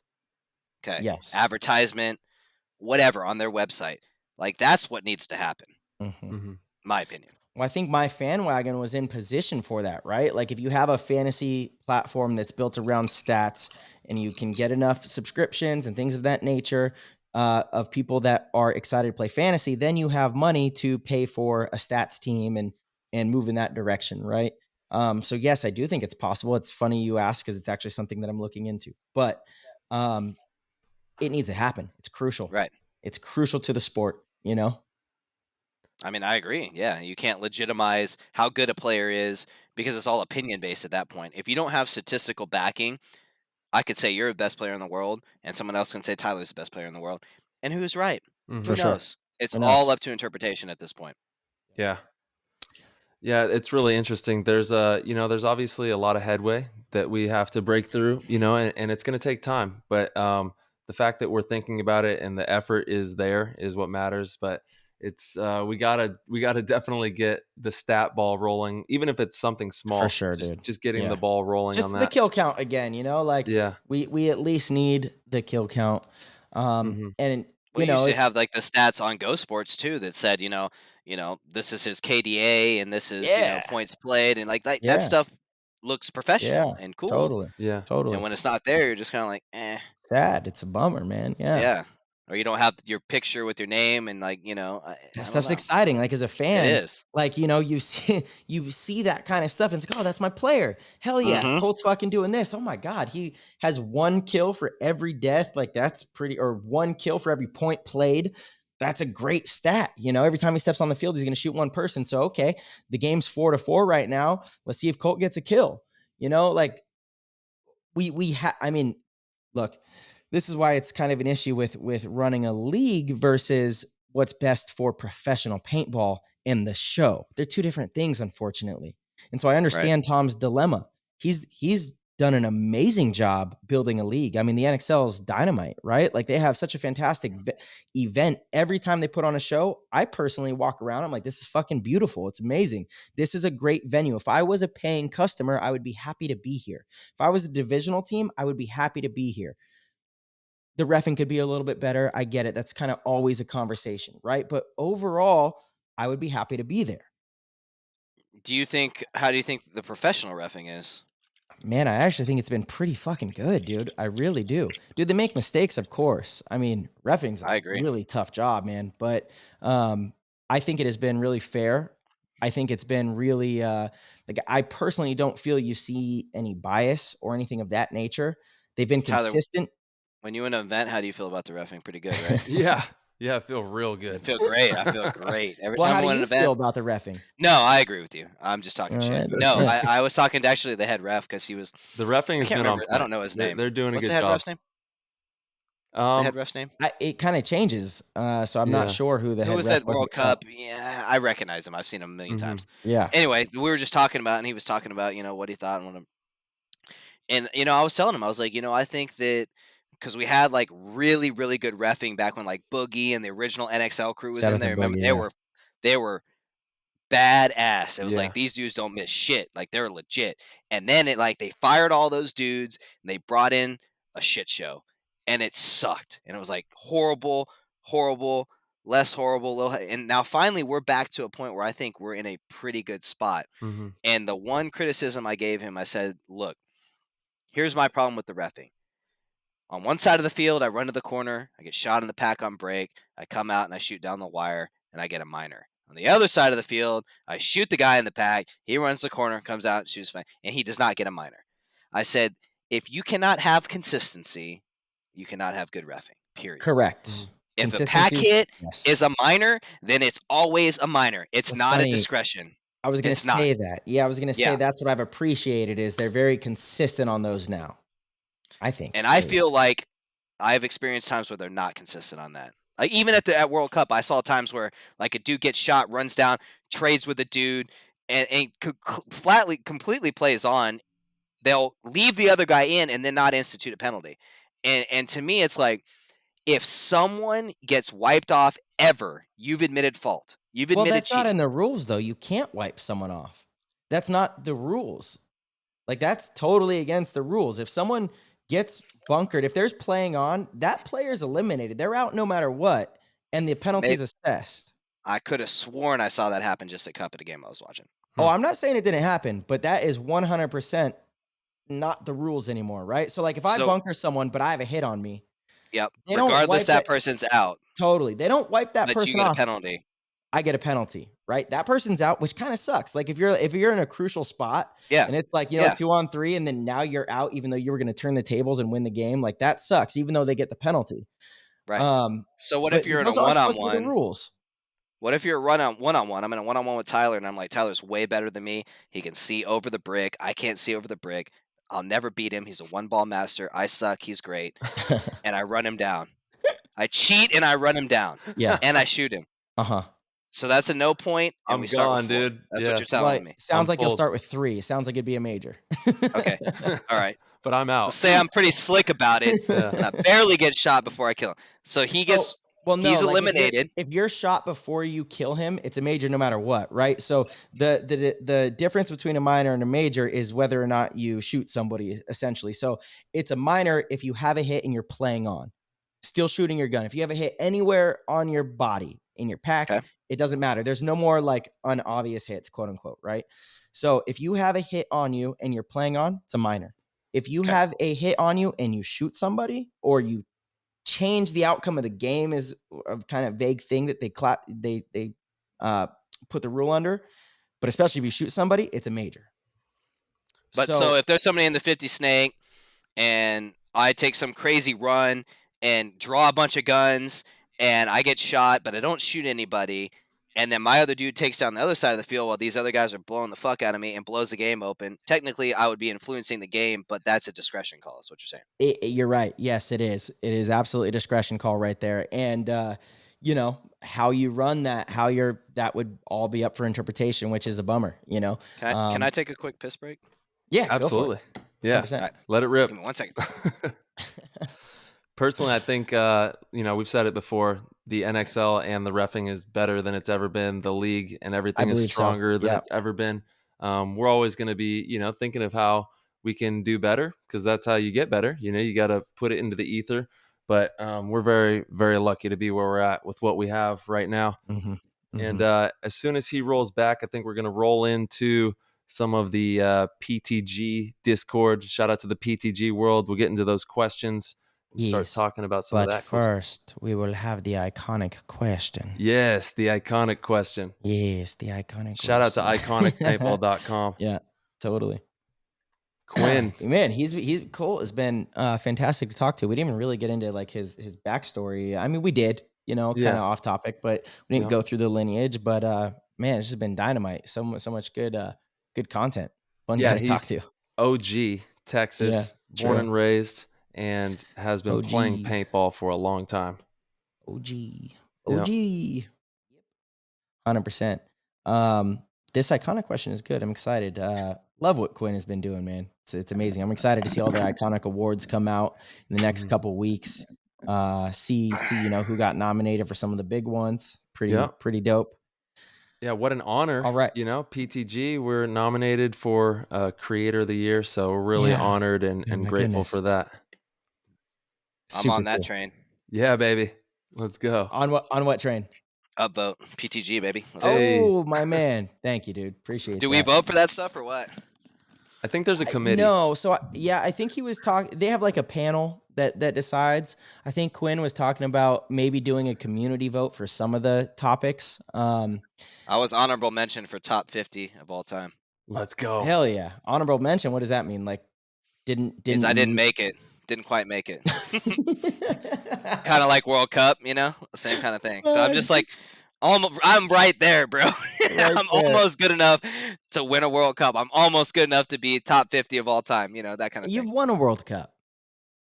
I didn't win this one, damn it. Yeah. I don't care about that one. That was old news. I don't even care about this one anymore. I'm only worried about the next one now. Hey, there we go. I can't apologize if I don't mean it, so I don't know, man. I wouldn't expect you to. Yeah.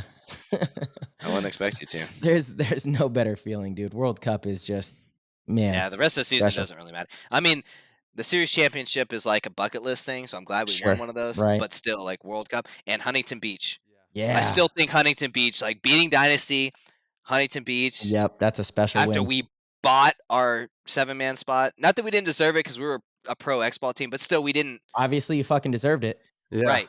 But beating them on their home turf with all the people just booing us and motherfucking us from the crowd and just talking shit, and beating them on their home turf, that was awesome. That's something that I'm really bummed about. I never won a pro Huntington Beach event, and those were just dynamite events back Dynasty then. and us, I think. I don't know. Well, I got one. Excessive won one year.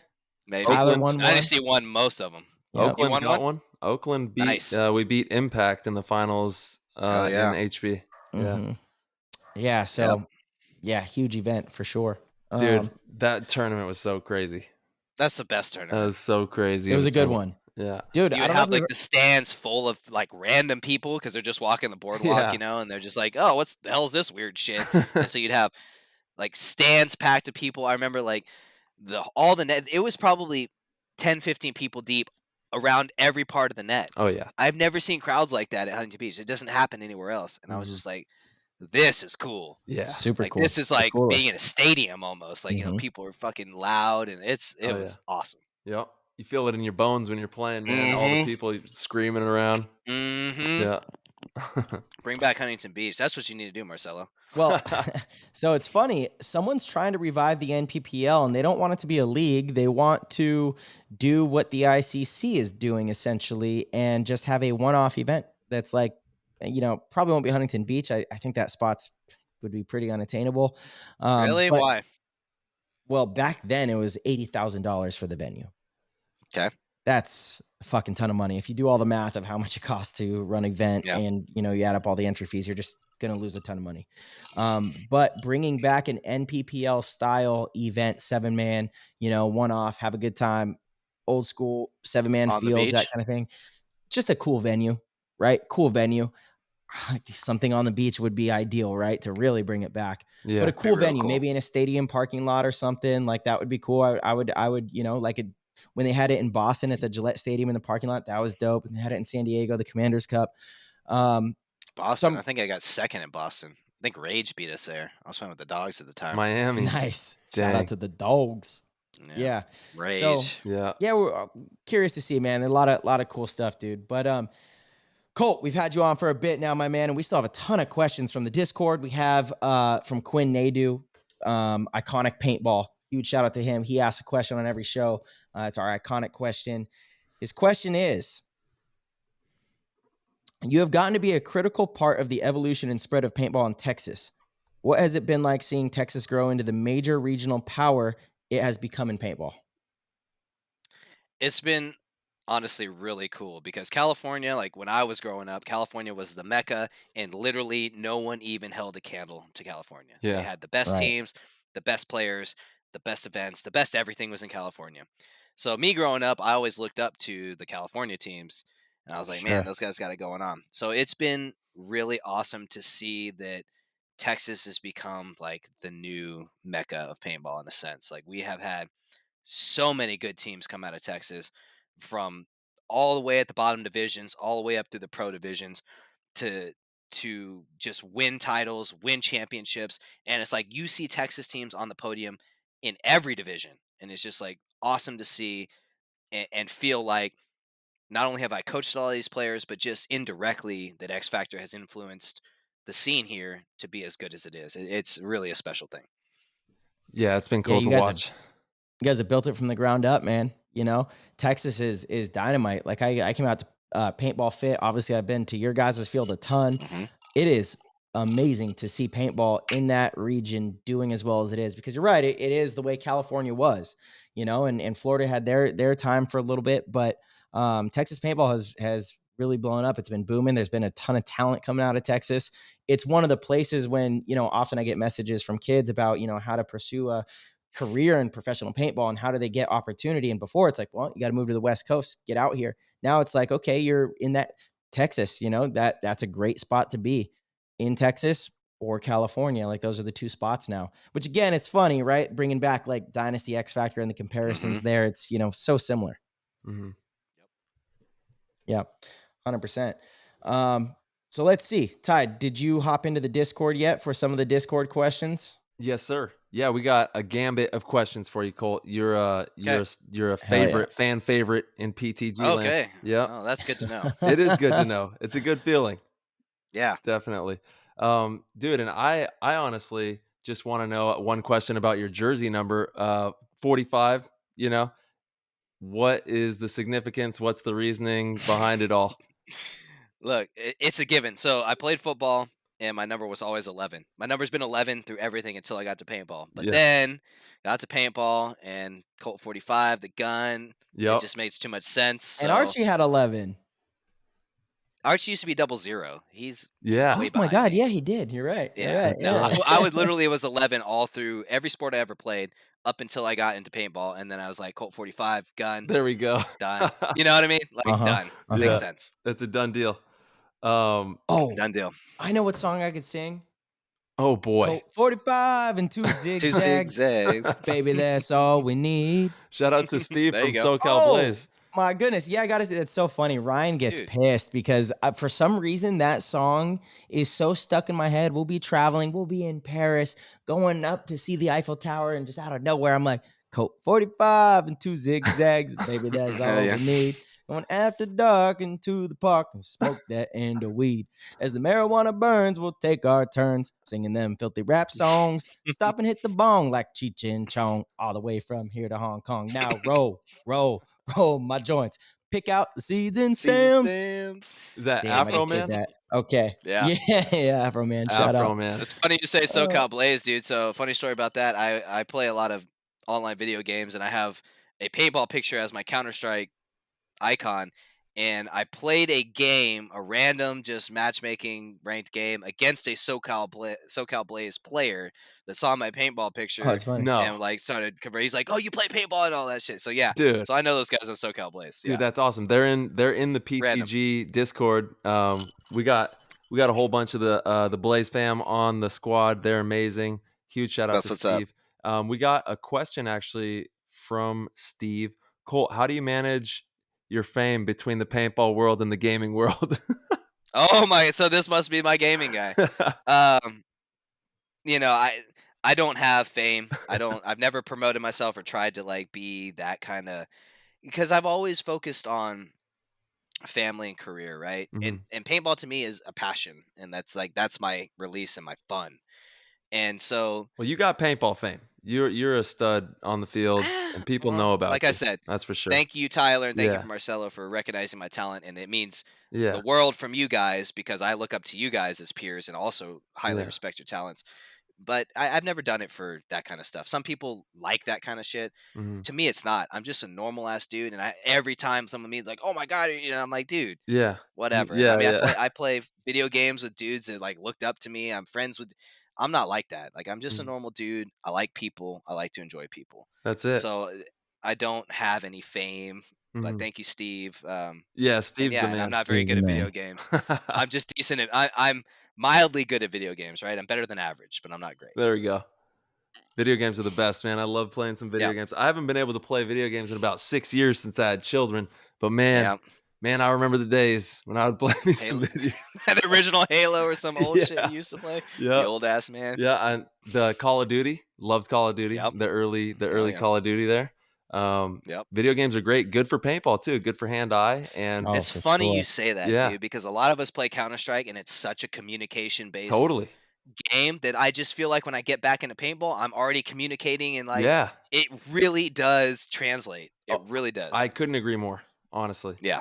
It would be cool to even, like we were talking about, see like a map. Like we were talking about Counter-Strike, how we used to play Counter-Strike, and you had these Mhm. maps, you had this map that was always this way, this map that was always that way. And Yep. like to maybe someday build some maps like that where we can kind of play Yeah. that like Counter-Strike style or something like that. I think that honestly think that's the future of paintball. Yeah, you If you could never know.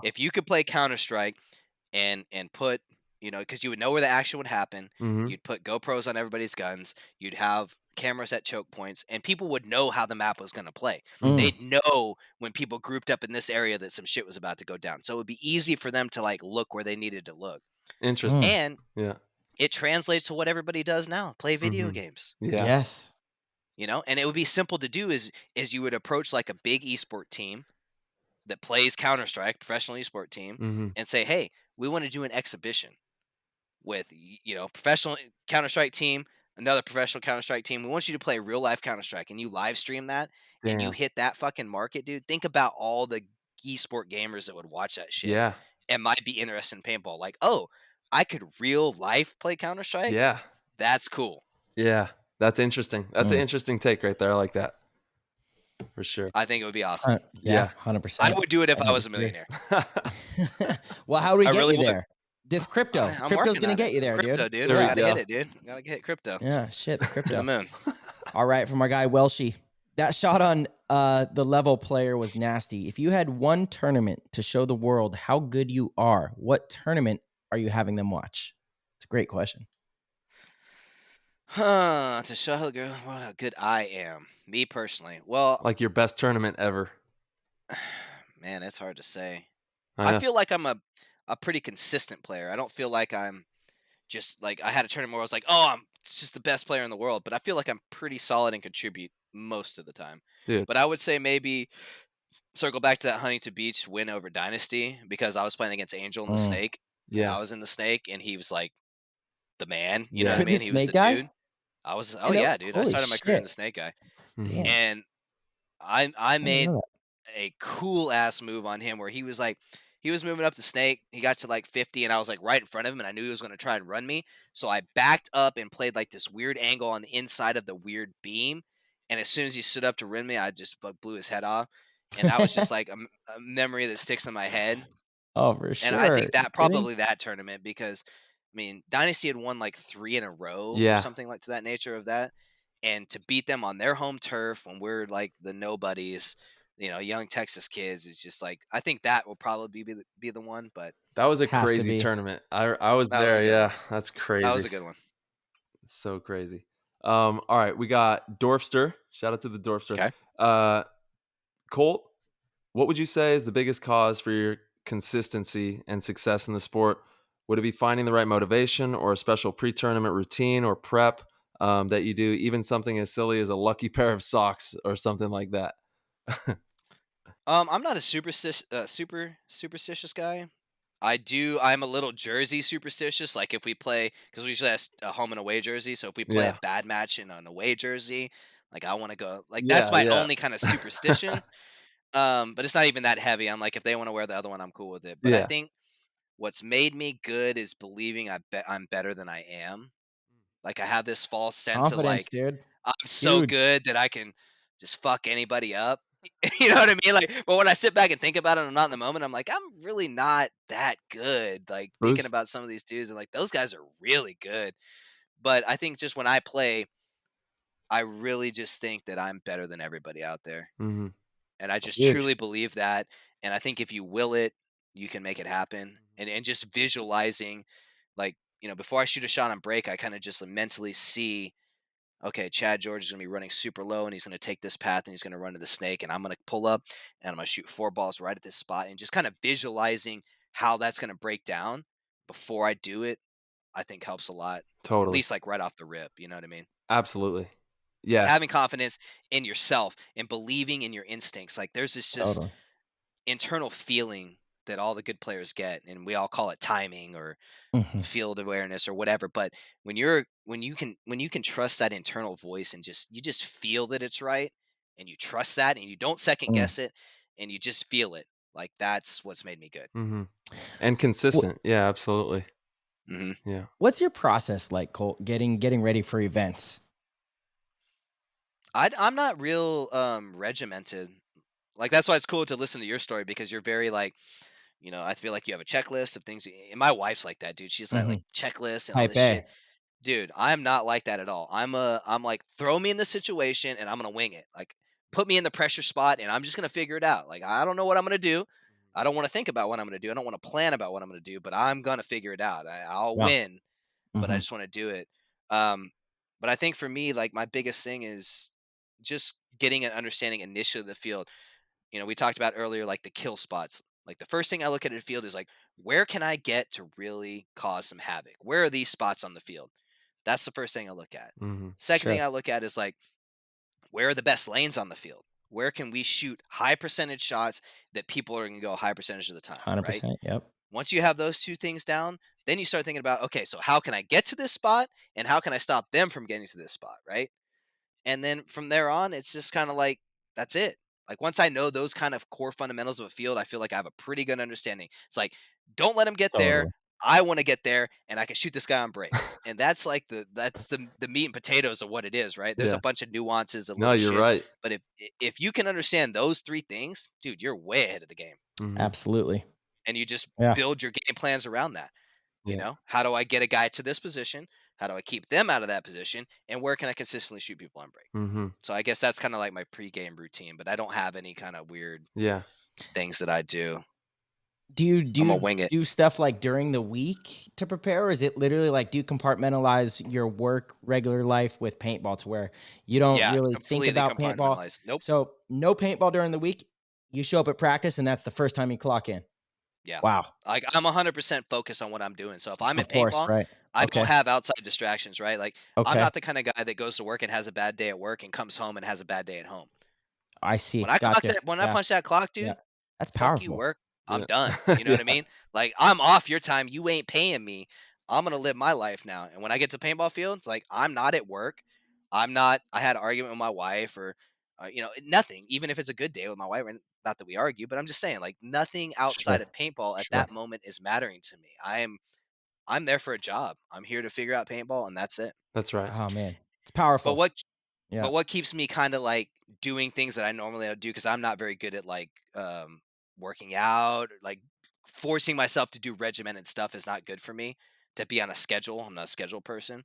But what does help me is I coach quite a few teams, or at least help them like on, you know, Discord calls or whatnot. So they'll engage me like, well, what do you think about this or that? So I am thinking about paintball on my off time because they're forcing me to. You know what I mean? Not out of my choice, because I'm lazy a lot of times and I like to play video games and do other shit. But they'll hit me up and be like, well, what do you think of this field, or how does this play or whatever? And then I'm like, okay, so now I'll start thinking about it and I'll start putting game plans together for them.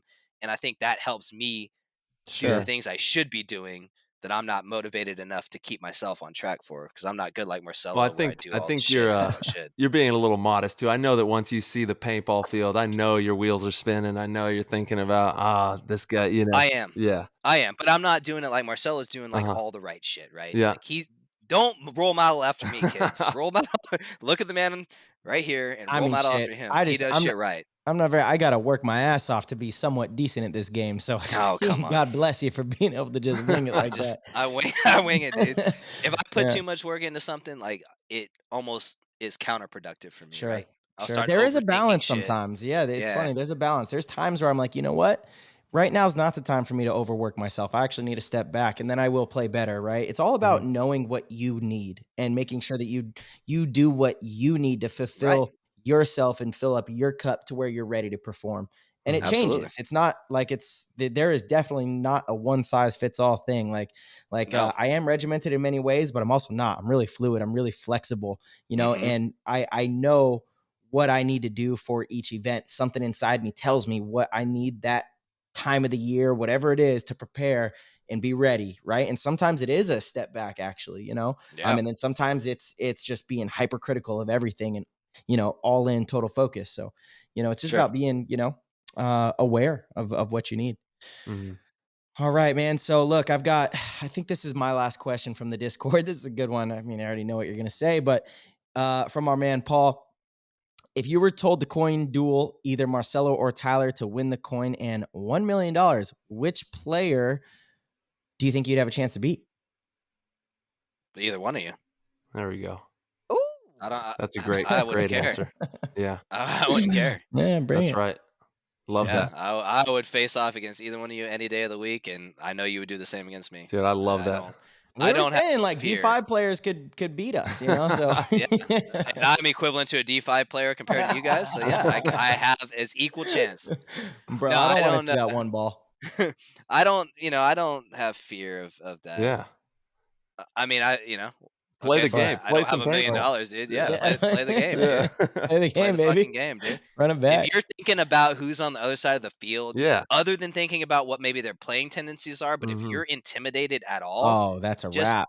Go home. That's a wrap. Don't step on the fucking field. Yeah, that's a wrap. Even if you know they're better than you, lie to yourself and make yourself. That's what I do. There you go. Make myself believe I'm better than them, because if you're out there with doubt, you're not going to produce. Dude, run them down. Just not. That's a wrap. Run them down.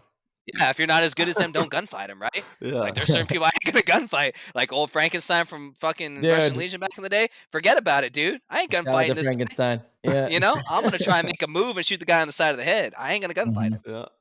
All right, we got just be smarter than your opponent. That really is the cornerstone right there. You've got to outsmart that other player. Yeah. Yeah. You got to outsmart. Because they have all its different skills, right?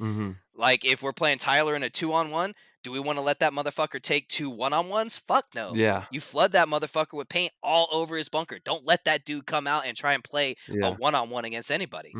Shoot, right? Bomb him. You know what I mean? Bomb his ass out of there. Like, you just got to know. Yeah. Are you going to let Marcelo have time to fucking think and react and create a game plan in his head to adjust his people on the field? Fuck no. If he's in front of me in the D2, I'm going to fucking get as close as I can and fuck his mind up, right? Not let him be that quarterback and figure out and outsmart me. Yeah. Like, I'm just going to get close and try and get the fucker off the field, right? You got to think about those kind of things. Yeah. Are you going to leave Fedorov unwatched for a second? Fuck no. Like, if that's my guy, that's my guy. I'm never taking my eyes off that dude, because that's when Fedorov's dangerous. You take your eyes on him for 1 second, he's running down the field, right?